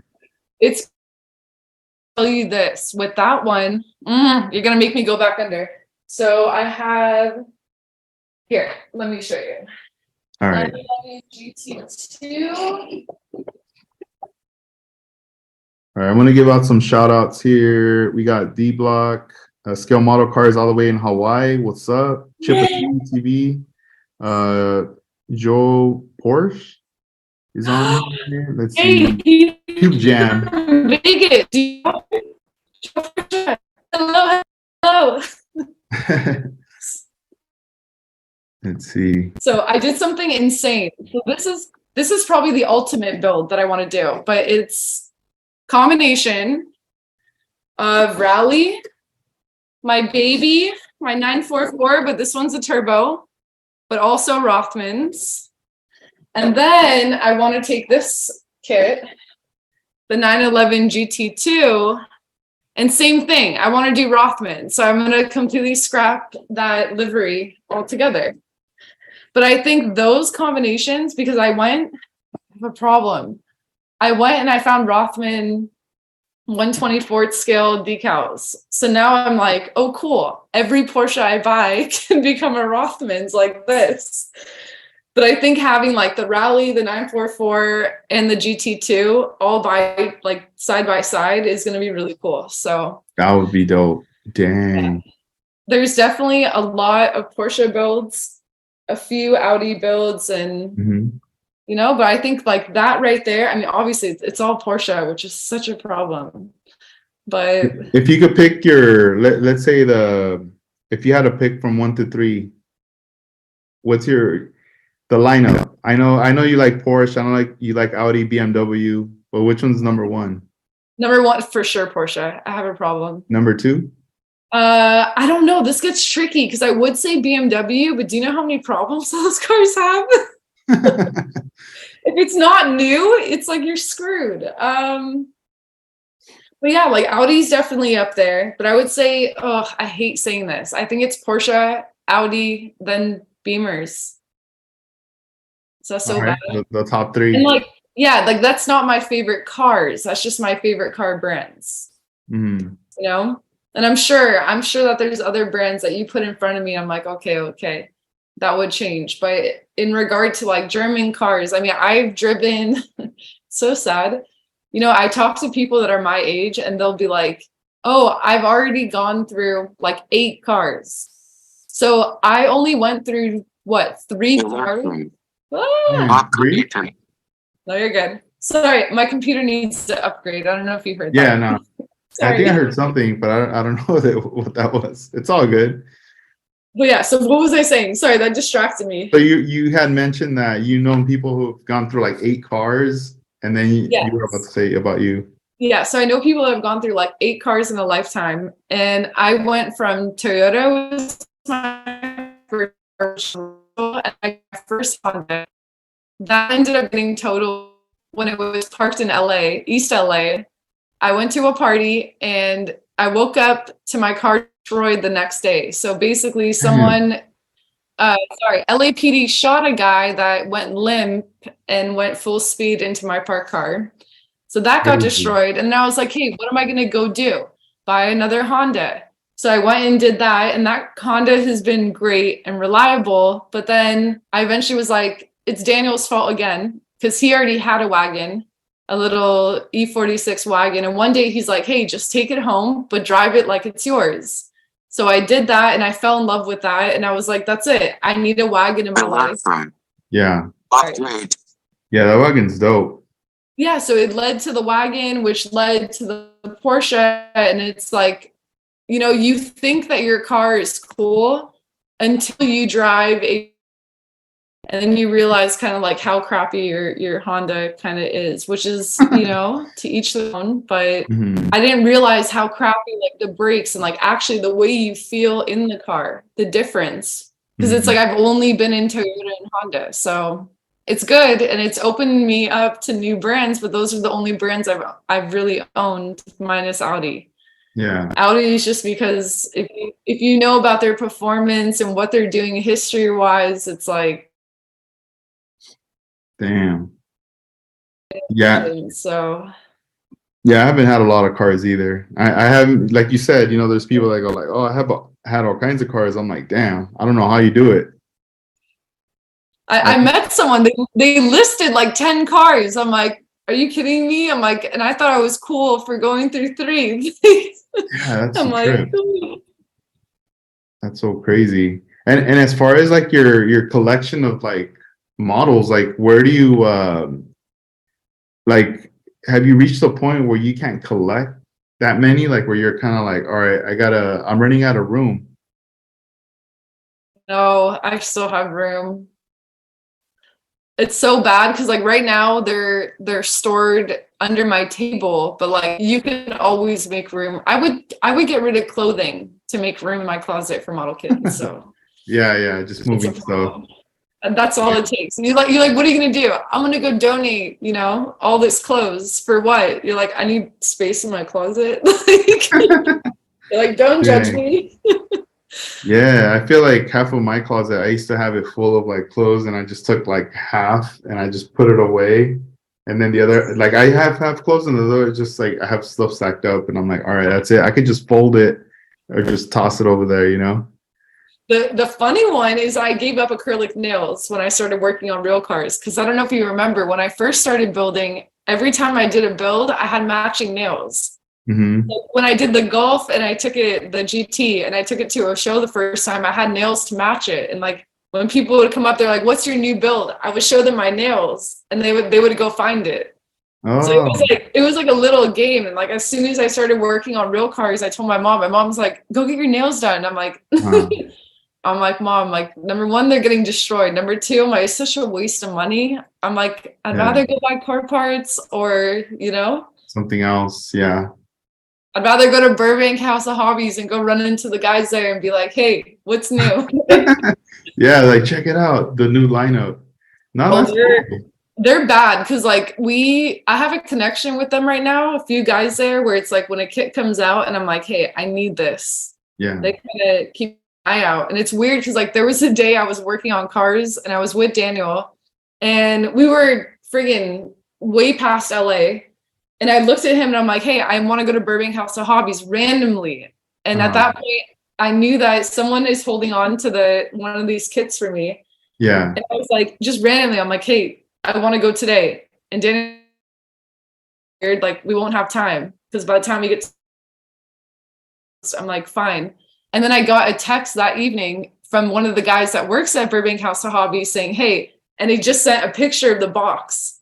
And Dang, it it's was so here. ironic. Yeah, ironically, though, at the same time telling Daniel, hey, I need to go to Burbank today, was the same time, like 20 minutes after that, he took the picture and sent it to me through Instagram. So it's like a lot of weird stuff happens too. Like, Yeah. or No, like that spot's dope. I remember like back then I would drive from Oxnard all the way over there to hit that place. Now I'm like I'm probably like 20 minutes away from there. I'm not too far from it now, from Burbank. it's And a it's cool because it's right off the 5 freeway or the 130, what is it? The 134 or something Yeah, like the that. 134. So it's like they're in the middle between both freeways right there.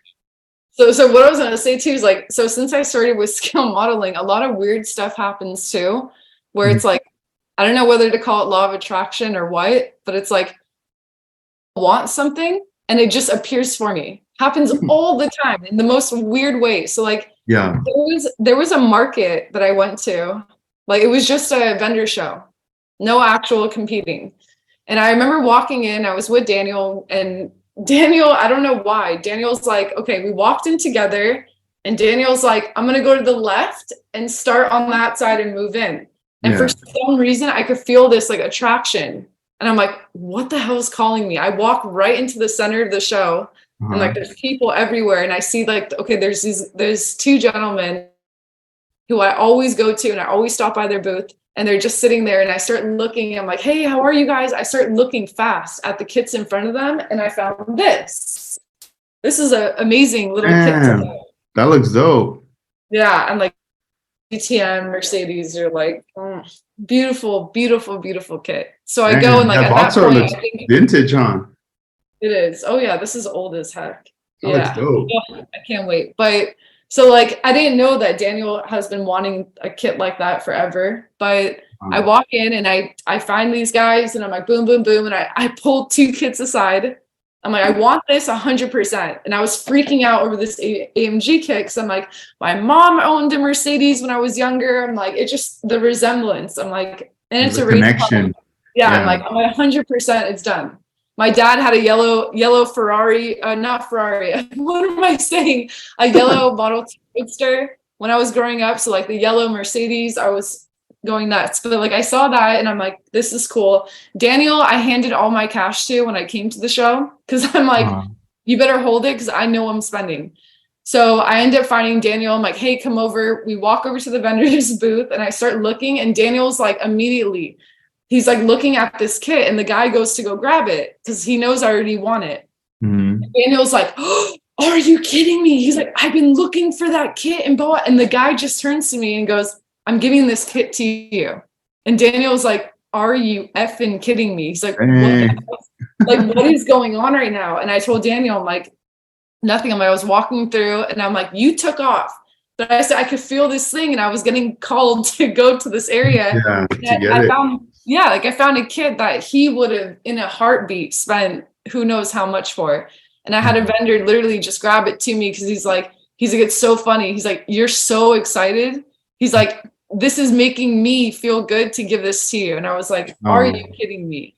So it's like, yeah, like my whole entrance into scale modeling and like certain things that have happened, it's like, it's insane. Like, and for the people, that have been with me since day 1 and 2, when I first got any awards, and I was like, I don't know if you know this, but there was a time at SoCal Open when I got called, and I'm pretty sure I cussed. I said a curse word. So it's like the next time I was back at that show, there was like a guy or two that came up and they're like, weren't you that girl that said blah, blah, blah? And I was like, oh, no, I definitely said holy F. You know, because I was like, in that moment, I was like, holy. So it's like, that's cool. It's crazy. But yeah, it's like a lot of weird stuff happens too, where like kits just appear for me, or like even the cabinets.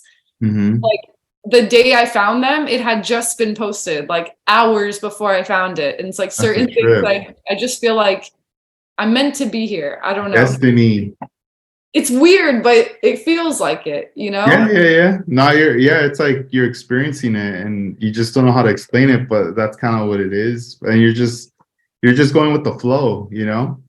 And it's like when you mentioned like it went from, you know, scale models and having fun, and now it's a combination of scale models and working on real cars. It's like trying to, you know, eventually get that Porsche, the 944, out onto a track and just having fun with that. It's crazy to also see in this last, year and a half or so, how much I'm changing and the person I'm becoming.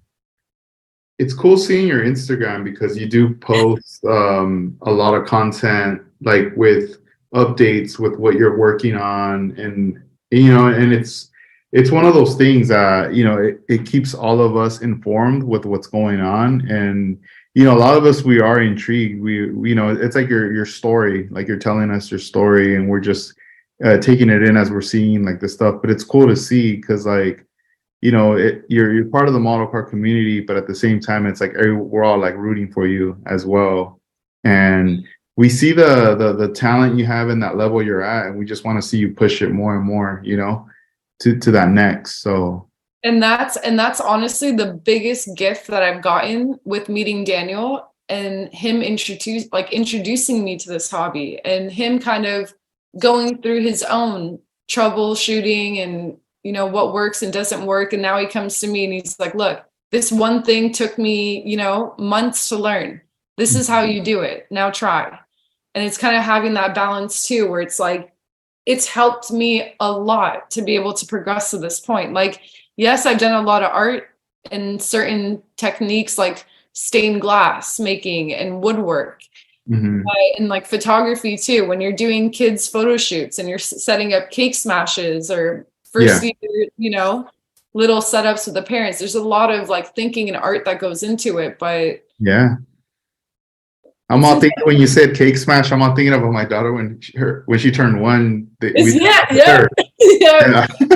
Like I'm not, I used to be that crazy person that has backdrops and professional lighting, and I go to someone's house and I'm setting up with furniture that I've painted purple and attaching balloons and doing the styled cake where I'm picking the colors and telling, you know, Ralph's, hey, I want this color specific. Like, that's it's cool. crazy. So, and like, it's nuts too, because like a lot of people don't know this, but people look at it like it's weird for a girl to be in the automotive community. What people don't realize is, you know, I come from a family of artists and mechanics. Yeah. And like my grandfather on my dad's side was a mechanic.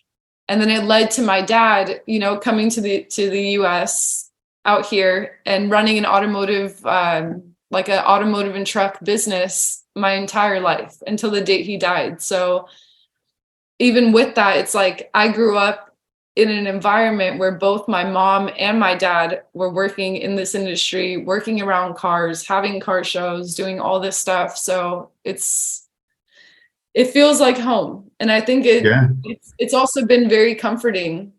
It sounds so weird. It's also been like really comforting to be around cars this much and just enjoying something that, you know, it's kind of been big in what my family has done to kind of come out here and establish a life and you know, like that passion, because I don't think my dad would have ever gotten into customizing and modifying trucks and cars if he didn't really have that passion for vehicles himself. And it kind of rubbed off on us, good or bad. My mom's a car junkie too. Sometimes like a car goes by, I see her reaction, I'm like, good. I'm like, it's not just me. Like, she looks. That's cool. Yeah, I'm like, whether it's a car, or like for her, it's Cessnas. Anytime she hears a Cessna in the air, she's like, that's a Cessna, blah, blah, blah. And I'm just like, nice. It's funny, you know? Yeah, I have a friend who, that's like his nickname, or like his middle name, not nickname, his middle name. And I was like, I had never, you know, when I was a kid and I met him, he was like, he told me his name and then his middle name. I was like, I've never heard of that word. That sounds cool though. And he's like, yeah, my dad, like those were his favorite planes. So cool. He gave me that middle name, and I'm like, oh, okay. And I was like, and then the more I would hear it, I was like, damn, it has a nice ring to it. Sounds dope. It does. Like my mom, like some people in the Ventura show have met my mom because she came not to this last show, the one that was previous. And like, my mom is so cute. I'm telling you. Because like she goes out to a show and you're there, I'll introduce you and you'll see. Like, I would like to meet she's so adorable, and like she's went from like not being so proud of scale modeling, and then she saw like the awards and then the community, and she went to a show where like for her it was watching a gentleman that was probably, I have, by the way, a bunch of Hot Wheels too, but it was for her coming to the Ventura show, I was seeing a like 80-year-old something gentleman, and it was so cute. He was taking all of his Hot Wheels out and he was like examining each and every Hot Wheel and then putting it on the table. And the same thing when he closed up, he grabbed every single Hot Wheel, examined front, back, and side, and put it away. And it took that moment, and my mom was standing there. And like I said, my grandfather, who's the jeweler, who'd spent a lot of time being patient, she saw that and she was like, oh my gosh, like, I wanted to break down and cry. It reminded me of my father. And I told my mom, I'm like, that's pretty cool.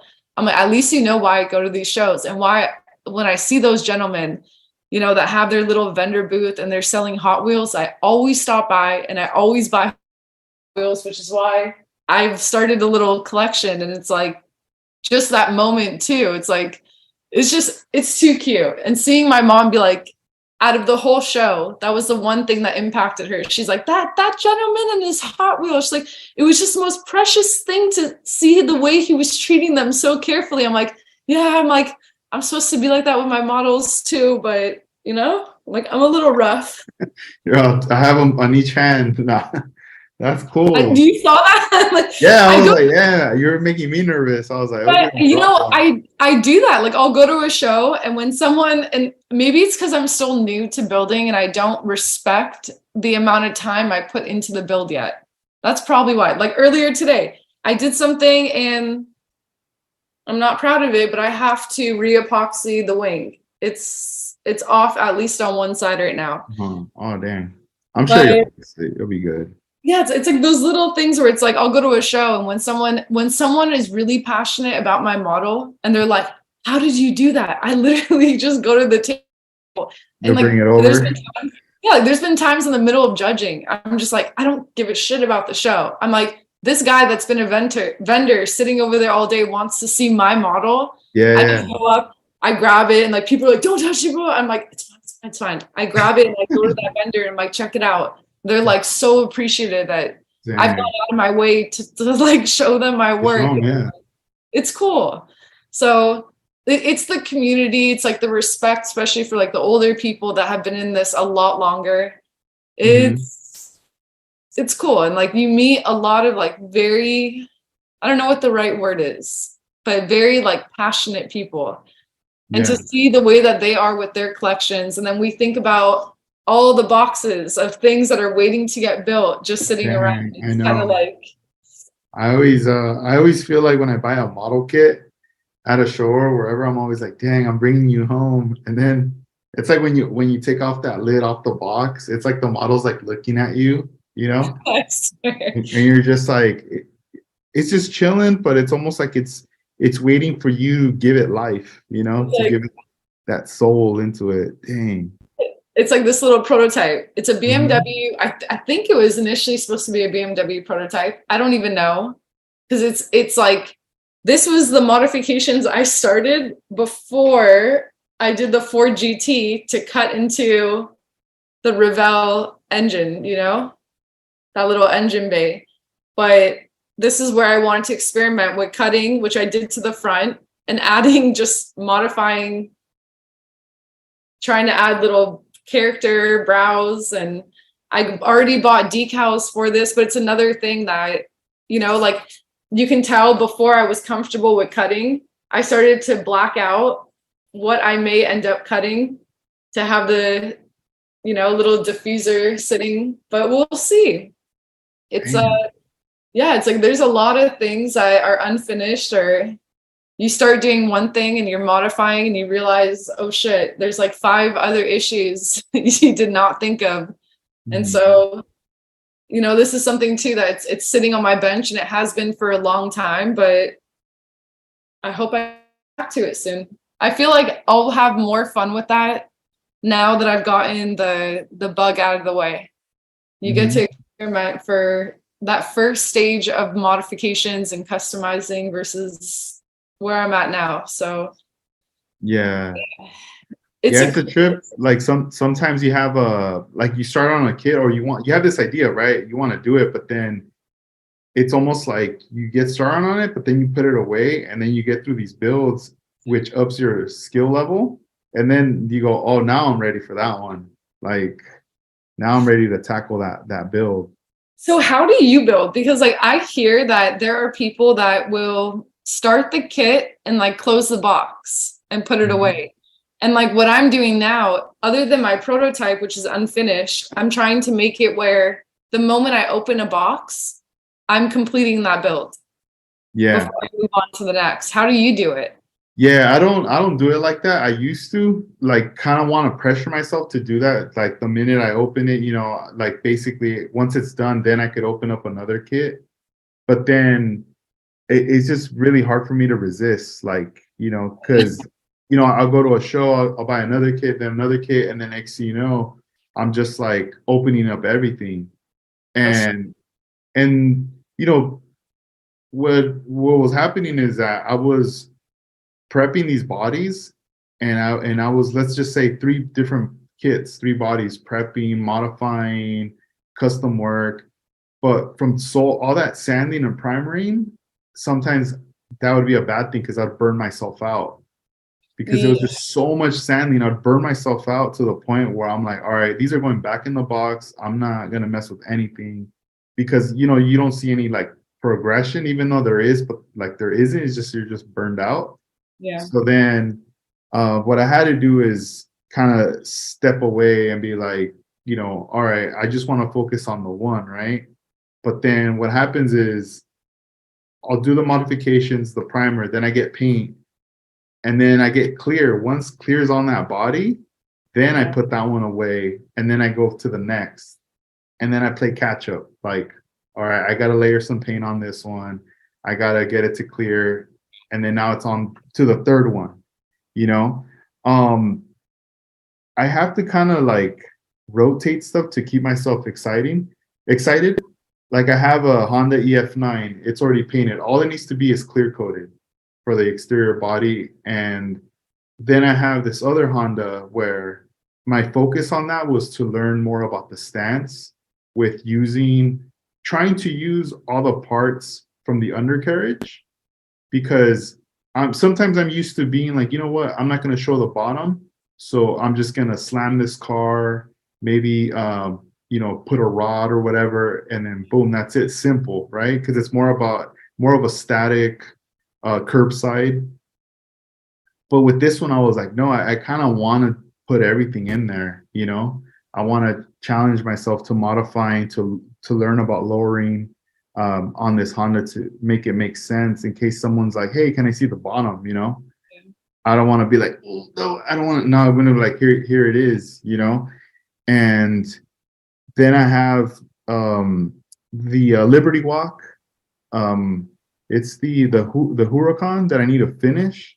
It's already painted and everything. I just gotta put the little rivets on the wide body. I'm expecting for that to be done by SoCal Open. Oh yeah, definitely. And I'm expecting that you're gonna put it on the table. Maybe? Yeah, maybe. I'll bring it though. I'll have it done for sure. But yeah, it's like I want to see that. It's like I just gotta do rivets and basically just assemble it, and that's it. Because everything else has been painted and clear coated, and I build so differently. Like I don't know, I guess over time you kind of like start to figure things out more, but like there's no process for me whether I start from like the body first or details. That's something that I'm like insane about. Because it's like there's so many times that I'll start a kit and it's like I'm figuring out the livery after I've already done like roll cage details and things like that. So it's cool to hear about other people's process too, because it's especially when you're newer, you're still in that phase of trying to not waste so much time or paint. Yeah, so I used to make the mistake back then of like opening up a kit and then not even pre-building it or even getting the stance or with the wheels. I would just get the kit, modify the body, paint it, and then after all that was done, I was like, all right, in my mind, this is the way this car is gonna look. But then I would start running into problems with fitment issues and all these things, and I'd be like, dang, I feel like I wasted all this time, like I did it in reverse, or and from speaking with other modelers and doing all the different interviews and seeing everyone's take, it kind of made me like approach things a bit different, where now I'm like, all right, now I'm saving up some time and some heartache, for later, because there are some builds that back then I was like, I already knew this is never going to get done. I'm better off giving this away to someone or just selling it. I don't know, because I'm not going to finish it. Why not? It was just like being burned out from it, like the inspiration, the vision I had for it, and then just knowing like, dang, I got to go back to square one on this. Like I had this one, it was a resin body, a Jimmy Flintstone body of a Merc, and the sides, it was like wood paneling, right? Like that's what it would have to replicate. But the thing about this body of this wagon is that the roof was chopped. And in my mind, I was like, I want to use that body because it's nice and chopped, but I don't want to use the wood paneling. So I'm gonna fill all that in. And like in the beginning, I ended up just pouring so much CA glue No. over the like inside instead of just using putty or something. I was more because I wasn't really using putty. I was like, I'm gonna use glue. So I used so much glue accelerator. Dude, it was hours of sanding and sanding and Whoa. sanding like crazy. And it turned into months, right? Because I would primer it and then I could see like blemishes or I could see how it was off. And finally, once I was like really done with it, like, all right, the body, maybe I could paint it now, whatever. I just wasn't feeling it no more. I was like, I don't like it. And then I would think back, what would I do different? Instead of using the glue, I should have used at least like a 1 millimeter of styrene, like sheet, Okay. Yeah. and just fit it in there and then glue the around it and then Yeah. smoothing that out. And that would have saved me So months. much time. Yeah. Yeah. Yeah. And so it's like things like that that I'm kind of like, you know, that burned outness. But now it's different. Now it's like I had to go through those struggles Yeah. to figure out my game plan now whenever I approach a new model. It's good though. Yeah. And like it's so funny when you're talking about getting burnt out, you don't know what happened to me during this Beetle Volkswagen bug build. There's nothing worse than applying and applying and applying and applying, and you're getting the same result every time, not realizing that you need to leave thicker layers or maybe allow the blemish to stay so you can build on it on the next layer. I'm like, so it's good. It's just that, like you said, that trial and error and like little things too. It's like all those little techniques on sanding. And then I'll call Daniel and I'm like, hey, so I realize I'm having trouble with this corner or whatever. And he's like, well, how are you sanding? And he starts to ask me these questions like, how are you standing? What angle are you doing? Blah, blah, blah. And I'll start to explain it to him. And he's like, okay, he's like, Kristen, have you thought about this? He's like, think about, physics and pressure. And I'm like, damn it. Okay. I'm like, let me go at this again. So sometimes I realize too, it's like I said, like that little group chat or that little group text where you go to someone or like in the group and you're like, dude, this is what I'm dealing with, blah, blah, blah. And sometimes like, it's even that back and forth that can re-inspire someone or something, or someone looks at that build and they're like, shit, well, what if you cut this kit and now put these modified doors? And you're like, shit, never even thought about it. So it's cool. But yeah, like going through that process, I mean, it happened every single build I'm looking at. Like even right now, I'm like, I still have the bug. And even though people love it, there's so much stuff on there that I hate, or so much stuff on there that I know I made a mistake or the glue ran over just a tad. And it's like, it bugs the hell out of me. But it's like seeing that progress and not giving up. It's damn worth it Yeah, yeah. I mean, to you not know, lose that little fire mhm. too. Yeah, and then I also think like at that time, for example, like that car I was talking about, that wagon, at that point in time, I know I was into like custom cars, you know. My mindset right now, like I wouldn't even want to touch that right now because I'm not like I love the custom cars, but my mindset right now is into like the JDM stuff at the Yeah. moment. And I know like later, because even one of my friends told me, he's like, look, right now you're into lowriders, you're gonna get the customs, you're gonna get JDM. Later you're gonna get to like muscle cars, the race cars, and then you're gonna come back. Race cars before muscle cars. Come Yeah, on. so he's all like, just do what you're into, you know, and I kind of been following that, you know, because even with Gundams too, like there was a phase where that's all I was doing too, especially during the pandemic. That's all I was doing for a minute because the baby was gonna be born, and I didn't want to have any like paints or anything, so it was more of a snap, kit builds for that moment, and then I would like scribe and be like, all right, this is as much as customization as I could go.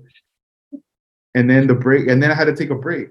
I had to step away for like I think a year or two. You know how you were saying like when you have a family, like you don't have the time. Yeah. That's what happened. It took me like at least a year and a half to step away from everything, and then finally be like, all right, back to building, back to doing the podcast, back to like content, back to going to shows, you know. And I mean, everything comes with its time, but no matter what, if whether you're building or not building, it's always nice to see what you guys are doing, through Instagram. But you have to remember too that I know it's hard, but we also still want to see what you do. And like even at NNL, I wish I knew that, what was sitting on the tables were like new builds. Cause like Yeah. there was the truck, the colorful truck. Yeah, that one was that wasn't mine. That That colorful was truck. That was who Wes what Salazar. yeah. Yeah, he had that one on display. I had like two GTRs, an old school Skyline, Haku, and then also the newer ones like the Liberty Walk. Those were those two. I had this other car, but I didn't bring it out. I was just kind of like I didn't want to put too many cars. I just wanted to have those few right there.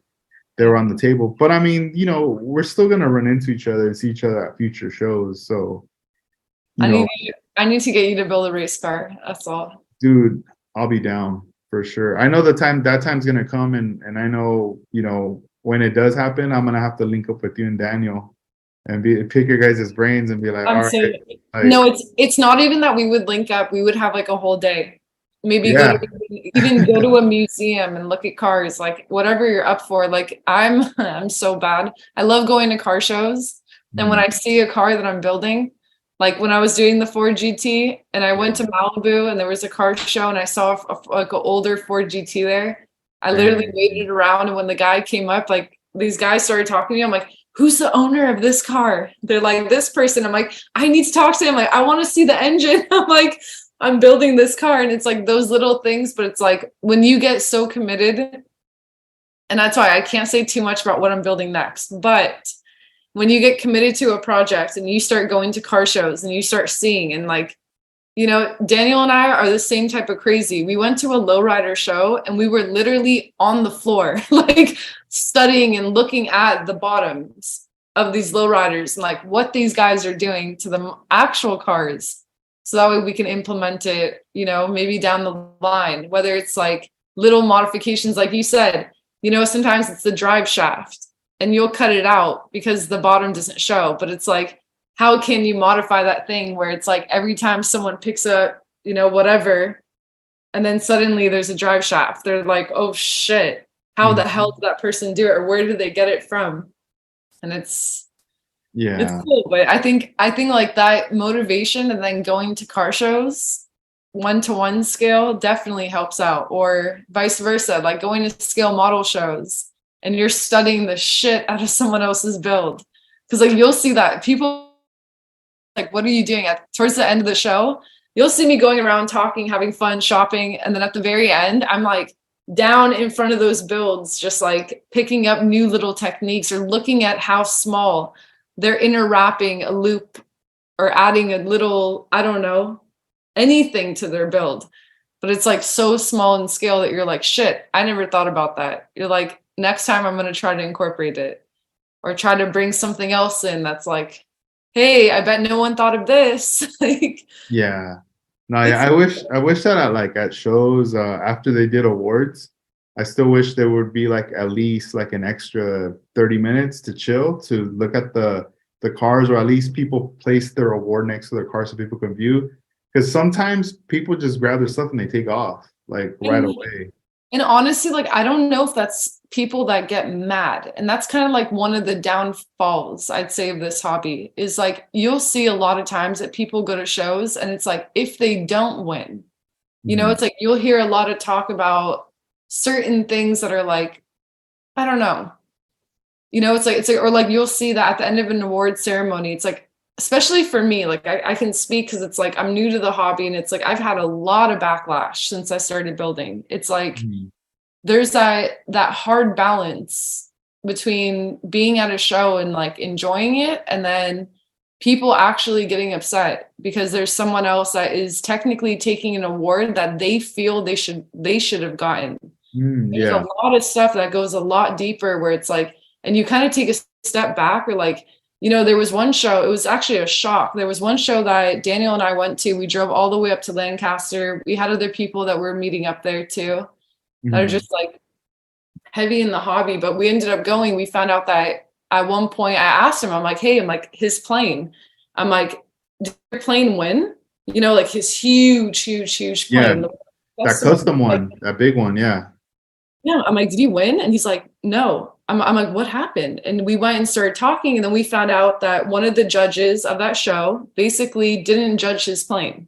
Dang. They basically came into the show as a judge and were like, okay, well, this is first and this is second. And they were like, screw everyone else's builds. They didn't even look at, they didn't look at it. They didn't take the time to look at like who scratch built what. And like I realized, like, I feel like things like that tend to happen a lot too, where you go to a show and it's like someone will scratch build or do this intense work, and it's like because someone knows someone or they've seen work on Instagram or whatever, it's like they can come in and take full, like judging ownership of a show without actually considering like those little things. And that's why even for me, it's like when I started placing, you have to understand, I was in a real battle of like, okay, I had like melted decals on my first build. I'm like, how the hell? Why are they picking my build?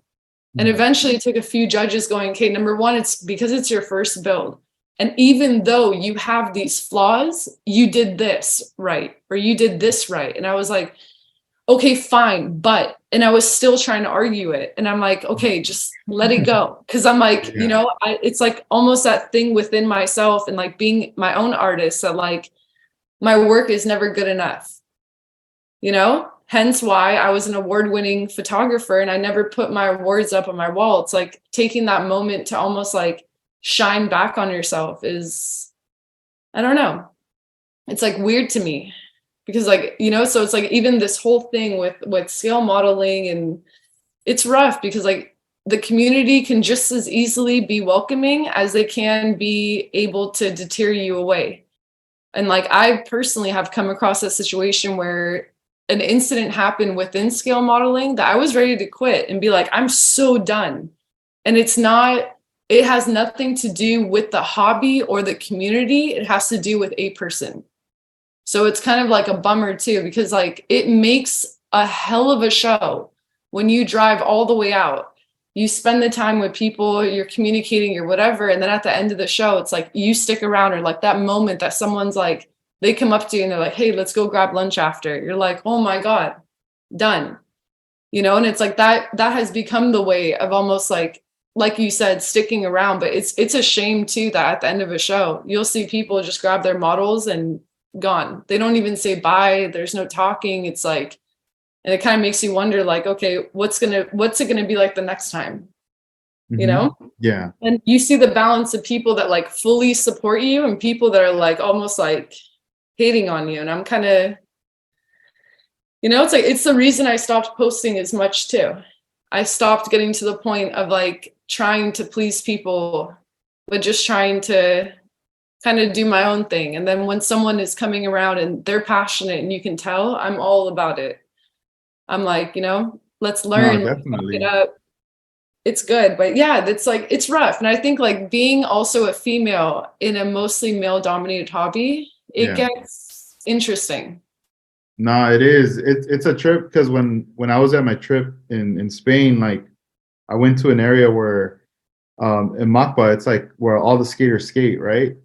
And I mean, that thing's been famous for like more than 20 years. Like a lot of skaters skate, and it's mostly male dominant like skaters, right? But the scene has changed probably within the last 10 years or so, where now there's a huge like a group of female skaters that are there skating, right? And they're killing it. But I know that in the beginning, it was like breaking that barrier was hard, right? That support wasn't there. Now it's there. Now they're part of the crew. They're sponsored. There's all these things going on, which is dope. But now, obviously there's a lot. And like you could say like right now you're like in the forefront, right? Like it's like breaking that barrier. You're there. And yeah, it's gonna be tough, but it's definitely like hang in there. And just do because eventually there's going to be others that are going to emerge too. And then, it's not going to just be a minority. You know, it's going to become more of a norm thing. I hope so. I mean, I think that there would have to be a lot that would change within the skill modeling like community, and like mainly like club holders, that they would have to be willing to do in order to really try to be more welcoming to even having like more women, or, you know, being in support of women coming out and building. Because like you definitely see that. I mean, it was like from day one of going to a show, and like imagine day one that I go and I put a build on the table, and it was I guess like harmless joking, but it's like, was it really? Where I had someone come up and they're like, from like literally like a group of like 4 guys standing around my build, and I came up and started talking. I'm like, oh my, I'm like, they're like, who built this? I'm like, I did. They're like, I don't know, the whole conversation. Like at one point they're like, oh, like we're gonna go outside and beat her up. And you know, it's like little things like that where it's like it can be taken like lightly, but it's like you have to keep in mind, like I'm a new builder that's walking into a room full of people that have been competing with each other for years. And it's like the amount of things that have happened that I can say it's not very welcoming to like women, or to people in general. It's like it's kind of rough. And I feel like it's a lot of culture and people kind of feeling comfortable with where things are at. And then you see a girl walk in, or you see like a younger kid walk in, and it's almost like, I remember the San Diego show, even where there was a gentleman right when I walked in, and he was one of the head, I don't know if it was judges, but like he was helping coordinate everything for that show. And like right when I walked in and I put my 2 builds on the table, he turned to me and he's like, oh, you should take your build and put it with the juniors. And I was Really? like, ha Yeah. ha ha. I'm like, I'm definitely a full adult coming here to compete, but thank you. And he's like, oh, I'm just saying that because the juniors are minority, just like how women competing here are. And I was like, Man. ooh. I'm like, I'm just going to shut up and walk away. Yeah. And that tends to happen a lot too with this community, where it's like certain things will happen. And it's like, I tend to retract to like keeping quiet or not overreacting, because it's like, it's so easy to get upset, or to No, yeah. look at a It's almost like situation. it's definitely, I can see it like it's definitely fueling you, Ooh, but it does. you're letting your models do the talking.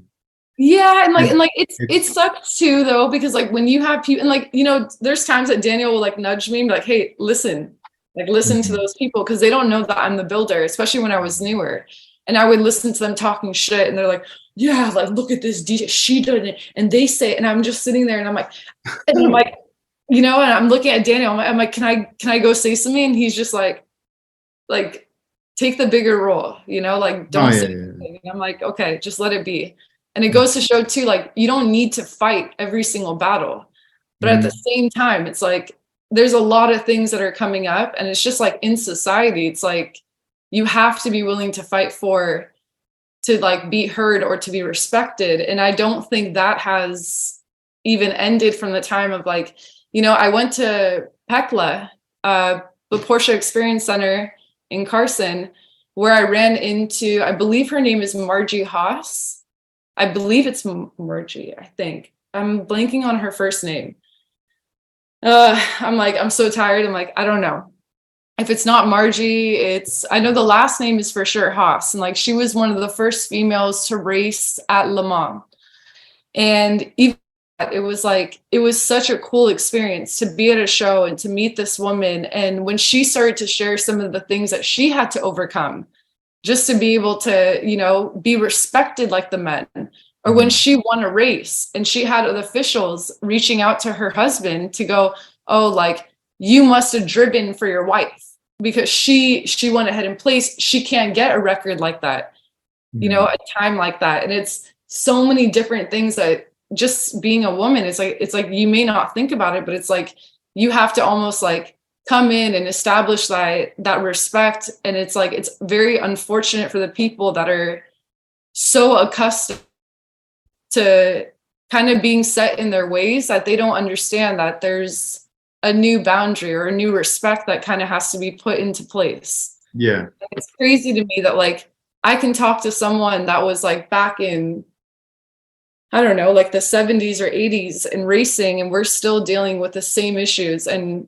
this is just a scale modeling community, you No, know? yeah, it's definitely the culture. It's very like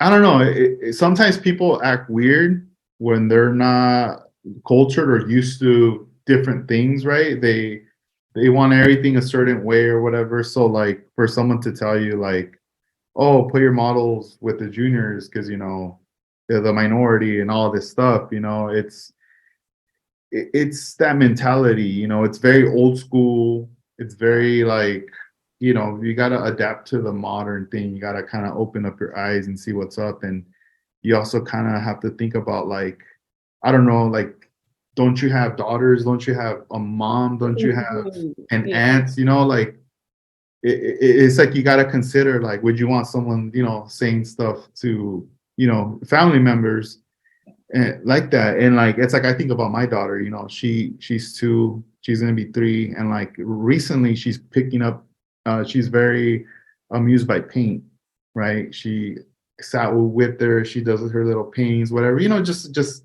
seeing dipping in water and paint and doing all these things, right? And I'm just like tripping out on her, you know, and I know that she knows I'm into the model car. She doesn't touch my stuff, but you know, I get her a Hot Wheel or whatever. And I know at some point, you know, she's gonna get influenced and want to do some of the stuff I do. And I'm gonna support her and push her, you know.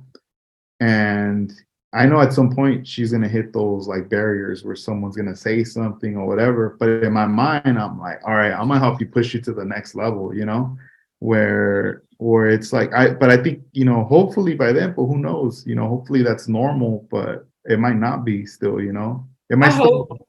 be a fight by Yeah. then, you know. Yeah.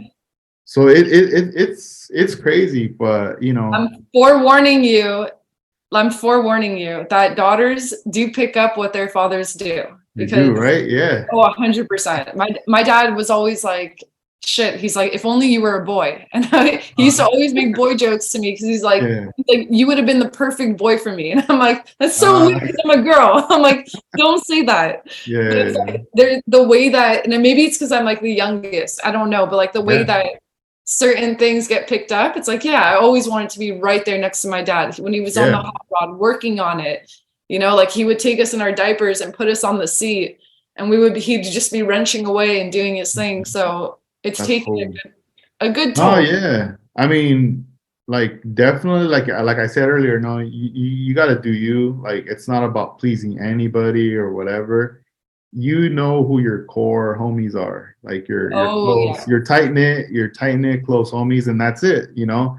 The circle doesn't have to get too big. Like just And that's like the unfortunate parts. Like there was actually, I'm not going to go into detail, but there was an incident that happened at a show in San Diego where this person actually is a model car member. And some incident happened, and like just like you said, in that moment of something wrong happening at a show, uh like you said, you really find out who's there for you and who you can turn to and who you can trust. yeah, And unfortunately, like that's why I say like it's rough because I look at a lot of the members of this club still and different chapters of this club, and it's unfortunate that there are men in the group that still look at me as not being truthful or mhm, look at the situation and don't take it serious. It's yeah, very, very unfortunate. And it's fine because over time, I only hope that if women continue to be a part of this, mhm, you know, like really taking on skill modeling, that eventually some of those like positions that have been held by these guys for so long that are so accustomed to their ways eventually changes. But yeah, yeah, like it's unfortunate. And I've had an incident happen. I still spoke up about it. And it was a big thing for me to speak up. And the way that even watching like certain club members and the way that it was taken as like a joke, it's interesting to see. And me being a journalist, you know, there's certain things that I will and will not tolerate. Unfortunately, that incident, there were two things that were going to happen. I was either going to lash out, which would have been very bad, or I'd break down. And mhm, unfortunately, at that show, I broke down, which was okay because it would have been a mess if I reacted. yeah, And it got the best of me. And that's why, for some time too, I was like, I'm going to take scale modeling and put it to the side and just give myself time to like heal and work on other stuff. No, But definitely. You have to, because it's just like, mentally too, like you oh have heck to yeah. like, yeah, and like now it's unfortunate because every single time I'm going to attend a show, I'm kind of asking around to other people like, hey, is this person going to be there? Are they going to be attending? Because that Yeah, level it's of kind of whack to be in the same room, but it really it yeah. really is. And I think the level of anxiety I go through just prepping for a show, knowing that someone like that is going to be there, it's very different than any other show. Yeah. So it's unfortunate too how like a moment of someone making a bad decision can affect, people and the outcome. And I was lucky too that things did not escalate further, whether it was my reaction or that person doing what they did. So Mhm. it's a weird situation, but that is a perfect example of how just in the last year there's been, you know, this situation of having a new fellow modeler that comes in and luckily like that's kicking butt. And Yeah, that's another thing too. When you got someone new coming in and they're it's doing their thing, I mean, and not expecting to win either. Like you have to understand yeah. every single show I've been to walk away with an award, that's insane. Hmm. It's like people were joking. They started when I first started, they're like, oh yeah, she must be rookie of the year. And then I realized I'm like, holy shit, am I rookie of the year? Because it's like you get so many awards and you're brand new and you came in during like right when COVID, it was like Yeah. mid-COVID Hmm. Yeah, it's had already crazy been shut because down. And it's like that entry. there's people that could spend years and they still don't even reach that level of what you're doing, with your cars and presentation. I'm trying to do it. I want to reach a much greater level. And Yeah, you're not done. You're uh, just scratching the surface. if you look at Daniel's Opal truck, that is my ultimate goal, is to be Yeah. able to build like that, where every single little inch of that build is like a mural. Like Hmm. you can get lost in the detail. And it's like, like that's the ultimate goal, is to be able to build a vision like that and to nail Yeah. it. And like you saw, I mean, the plane, Yeah. the way that he has to transport that thing to shows, even that, I'm like, the That's engineering, crazy. yeah, the engineering behind being able to travel with that plane and not have it crack or break, it's like, Hmm. it's insane. Yeah. And it's like there's a lot of things that are going into this community that people are really starting to step up or have been. And it's like there's also the downfall of people that come into the community and they have such a reputable name or they do such a good job on marketing themselves, but at the end of the day it's like, and you can look at their builds and they're good, they're like clean, but at the end of the day I think the people that are there at these shows too also need to respect the fact that it's like a family friendly community environment. Yeah. I agree. And it's rough. I mean, it's interesting too, because like there's so many women I talk to too, and they're like, why would I want to be a part of? And I'm like, I see that too. Yeah, yeah, because it's like, like I wish some of my friends, I have like, friends that don't even build models, but some of them I wish like, man, I wish you would get into it because I feel like this would benefit you, Yeah, especially like mentally with things, just to kind of like not be so stressed out about stuff because, the daily life and, so there's some friends I have who have like even like no hobbies, nothing. All they do is work, family, and that's it. And I'm like, dang, dude, how do you do it? Like that's kind of a trip. But if anything, they support, they like to see, like they root for you and everything. But in my mind, I'm like, man, like, yo, like you should come over or here, I'm gonna give you. And then they're like, nah, I don't wanna do it. And in my mind, I'm like, man, if only this would be awesome, because there's a lot of benefits. And like there's so many benefits when once you're in the mix and you're doing it. Everything else, like just think about it. Everything else, like the negativities or whatever, it's just noise. it is. It's just it's whatever. The cool thing is you have your space. You could be in your room, you could turn on your music, you could put on whatever you want to put on TV. You're in your laptop and just work and concentrate. And you're in a good space right there. And And you know, Yeah. at some point, like, dude, I already know you're gonna travel. You're gonna go to other states and other places, and you're gonna bring your builds, and people are gonna appreciate because you're not you're not local. You're coming from out of town, you know? Which is crazy. I mean, we've had local shows out here where someone shows up, they're like, I'm here from Texas. I'm like, what? I'm like, Yeah. you came from Texas for a show like this? It's like in a gym, Mhm. it's like little tables. And I'm like, holy cow. And Yeah. these people that are so passionate about the hobby, it's like, cool. That's why Mhm. I'm like, I know earlier we talked about the idea of like the different areas and the people that we know. And it's like there's so many people in Texas too that they had a show out there that Pablo and Leo all took off for. Yeah. And during that time, all these people were like, dude, you should have been there. You should have been there. Come out. And like for months prior, they were like all inviting me. They're like, dude, just make the trip. And at that time, I'm like, hey, Yeah. I'm gonna be moving soon. I'm like, no, no, no, no. Like, Yeah, there was just a lot going on your end at that point. So, yeah, well, that's good that you're all settled in now, and so get in hopefully, there. you know, you could pre-plan some stuff for later this year. I mean, we're barely going to be getting into the summer months. I know. So, But and I do agree too, like whether it has become scale modeling or working on real cars, it's like mhm, that moment, it's such a beautiful thing that goes on when you tune into music and mhm, you're building and you're just in the zone. yeah, Whether it's like real cars or scale models, and then you look at the yeah, time and it's like 4 a.m. You're just like, oh shit, where the hell did time go? And like the whole night right. you've been working, you're like, okay, off to bed. I have to be up at 7. Crazy. Yeah, no, yeah, it happens. I remember even for like one of my GTRs, just to feel more inspired to complete the build, I had to like go on YouTube and look up that car of people driving it, like Oh just yeah. show, or even just I always like the 2-3 minute video that are more like a kind of like the music and the ambience of like the car cruising through the city or Oh, just parked and then there's rain. I don't know. I'm just like, all right, I know what I want to do. I need to finish this. it's funny too, because like when I started with the Porsche, the GT1, Daniel, Mhm. that was the first thing he told me. Hey, he's like, now that I see you want to build the car, he's like, watch videos and fall in love. He's like, fall in love with the sound, fall in love with everything. So when you sit there and you're building it, he's like, Mhm. put that on in the background, listen to it, and just go at it. And Yeah, like that helped a lot because like you'll see like the Porsche GT1 that I built, when you see that thing really driving on a racetrack and you mhm. see like a friggin' F1 McLaren floating behind it, it's like it's insane.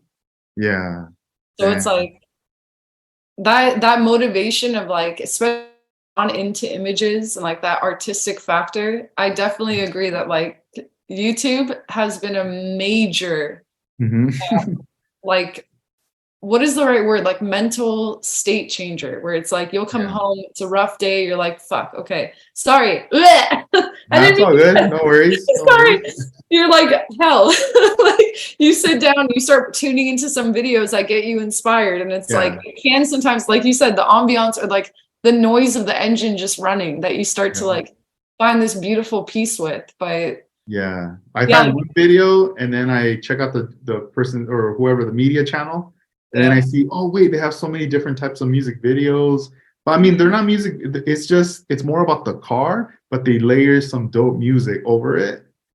And I'm like, subscribe, subscribe. And maybe that's something that you need to maybe over time incorporate to this little YouTube series that you're doing is every so Yeah. often maybe get like B-roll sent to you Yeah.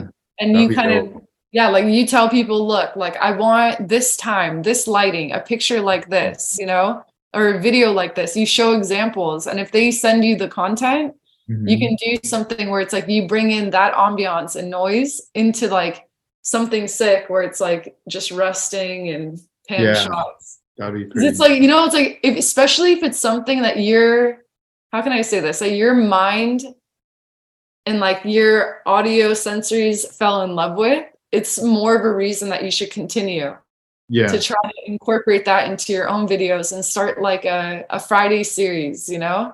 It's Yeah. like every Friday they could look forward to hypothetically, you know? And Yeah. like you could Video have drop. yeah, like you could have a bunch of WeTransfer like Dropbox files where people just drop stuff and like every so often, if someone gives you like really cool like B-roll, you're just like, okay, I'm gonna feature this guy this week. He did a good job. Yeah, I wonder how, you know how some YouTube channels they have, it's like live and it's like 24 hours, it seems like. I don't know how I they don't know do how that. they do Yeah. that. I Because don't know how I do that with meditation stuff. yeah, So I've yeah. come across like some music channels and it's just like the music changes, but it's just like it's running like 24 hours. It's Yeah. just live. And the same with like even for my daughter, she wants to watch cartoons and I'm like, all right, we'll put this one and it's like live, like all Stop. day. I And I'm know like, it's a media big what is it? Like a media trap. if I could figure out the live thing, it would be kind of cool to just like photo dump videos and photos 24 hours That would of be new stuff, cool. new stuff all the I time, wonder anything. I wonder if those are only for music accounts or how that works. Yeah, I don't know. I gotta look into it now. That got You me should. curious You about should, because it. that's another way to kind of like keep that auto generation going. Mhm. Yeah, By having material that's currently someone can land on your page and they're like, oh crap, there's something live right now. yeah, yeah. That'd be interesting. It's Yeah. it's cool. I like that idea because like I'm that weird person that on a rainy day I'll Mhm. go to my car and put on a good song, or at least I used to. Like while Yeah. waiting for work, right? I had to go work with kids, like 27 freaking screaming kindergartners. So Dang. right before I'm going into work, I'm like sitting in my car, it's raining. I'm like filming the rain on my windshield and Uh, listening to music. It's like I like those little moments too. There's something yeah. that's like very peaceful about it. So I support your decision. All right. All right. You should start with the guys in Spain and be like, look, this is what we're gonna do. This is Huh. what I Are you want. guys on board? Yeah, you guys are gonna put a whole video together. We're Gotta gonna put pitch the little, idea. it's Yeah. cool. I'm telling you, I'm like seeing that one little, 7-Eleven market little, I don't know, like city idea, Yeah. the way Yeah. that everyone was The, standing around it. I had the flashback of being in fourth grade and having my professor, dang. like teacher, build this whole thing of cardboard boxes. And like, there was even a point where this Lego girl walks out of the mall and she's like walking to her car and listening to music. It's like, if there's a way, and I still know where my old elementary teacher is. I wonder if one day I can see if he ever has that video stored. Yeah, you never know. They might still have it. He probably still has. It would not shock me. He was on a mission to make sure that every like class that he like left him had some Mhm. type of like custom media art. So On I'm there. telling you, like that experience of like, it sounds so lame. That experience of putting your own thing together, Mhm. it should become a thing worldwide. No, that's cool. Well, hey, Kristen, this was awesome. It was cool chatting with you, having you on the podcast. Where can I mean, I know you're on Instagram, so people who are listening and watching, it's at Lionheart Motoring. But is there any other platform or anything that you want to plug, or is it mostly Instagram? Your main That's one? mainly it. I mean, I'm doing a tiny bit of YouTube, but none of it is like personal content yet. I just have a ton of videos and content I probably should dump from like working on the real cars and Yeah, the forthcoming. 944. Yeah, Yeah, in the but future. it's like that. Eventually, I would love to end up doing a Patreon. I don't know if I'll get to it. I always wanted to do like little like opening, like box openings and Oh yeah, yeah. like these little videos where you fast forward and you build the kits, and I realize like there's so much other stuff I'd rather do. Yeah, yeah, that's a So lot of work too. So yeah, like even if you notice, even on Instagram, I've kind of pulled back and I need to get back to that. So yeah, hopefully, I mean, more stuff on YouTube, but mainly if there's any 1-to-1 scale or 1/24th scale updates, it's usually Instagram. Instagram. Yeah. Awesome, awesome. Well, And thank thank you. you. I hope to see you at a future show here in Southern California, and we'll stay up to date with you and just share what content you put out on your Instagram. I'll So, tell you this. I'll tell you this. I have something very cool that is in the works. That's all I can say. dang, all right, but it's going to be, again, it's going to be another step up, and possibly me doing something that, well, obviously doing something I have not done yet. So damn, make like, sure to tag us though when you unveil it online. I know you're gonna unveil it in person, but whenever it comes out online, just tag us so we can share it. okay. So And I love what you're doing. I don't know if I've been the first female that you've interviewed. yeah, I Not was gonna sure say about you are the first. So this is dope. This is dope. yeah, my line. Yeah. But yeah, like, I love that I can always get on your page and I start looking at new builders and I'm like, ooh, this is someone I need to follow. It's cool, you know. Yeah. I appreciate what you're doing, and it's been super cool meeting you too. It's like likewise. Like I said, every time I go to a show and I know you're set up there, it's good and bad. Because I know I want to spend a lot of money with you. I'm like avoiding it. Yeah, don't worry. But it's hard. But it's hard. You have to understand. You're selling good stuff. I'll tell you, hey, the store's closed right now, so nah. And like you saw, like your logos for the Volkswagen and Porsche logos, that little PE is all over my engine and certain, parts of my build. And it's amazing to have that access. And I also appreciate the fact that when I was new to this hobby and just getting started, the little things that you did to like inspire and get me motivated and go, okay, girl, like here are some tools and let's see you grow. Let's see you hit this ground running. So no, definitely. One of my homies, like when I was getting into like painting, real quick, he was telling me like, look, you're gonna run into some issues as you're learning how to paint. And but the thing is, you're gonna be in a zone where you don't know if it's you or the tools. That's true. So he was like, instead of wasting time trying to figure it all out, he's like, I'm gonna help you. Like, let's get the correct tools, even though they're gonna cost more or whatever. These are the best.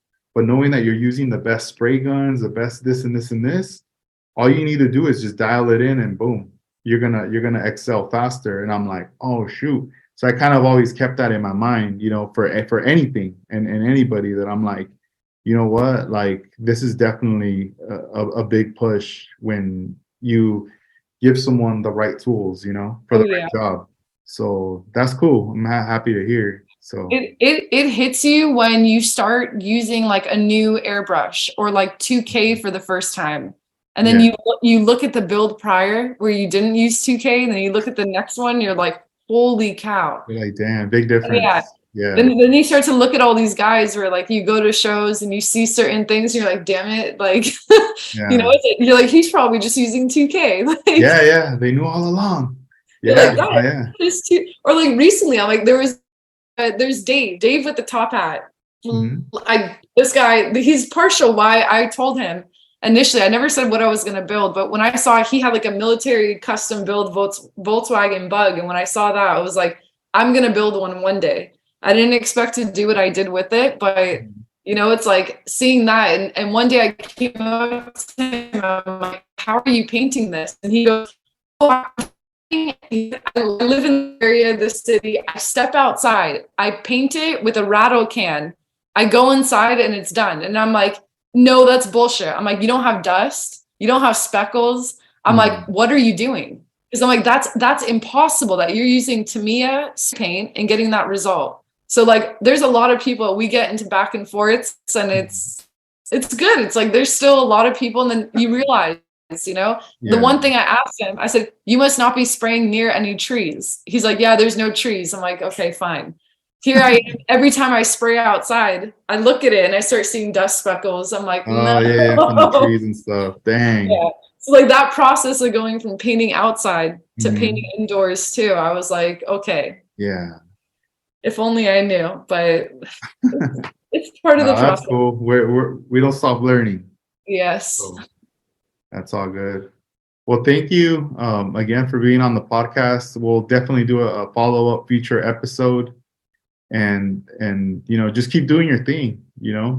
I hope to continue to impress with my builds to come, and I hope that personally, like, I continue to get out of my comfort zone, because definitely I think that's where the most growth happens, is when you're you have to step out of it right there.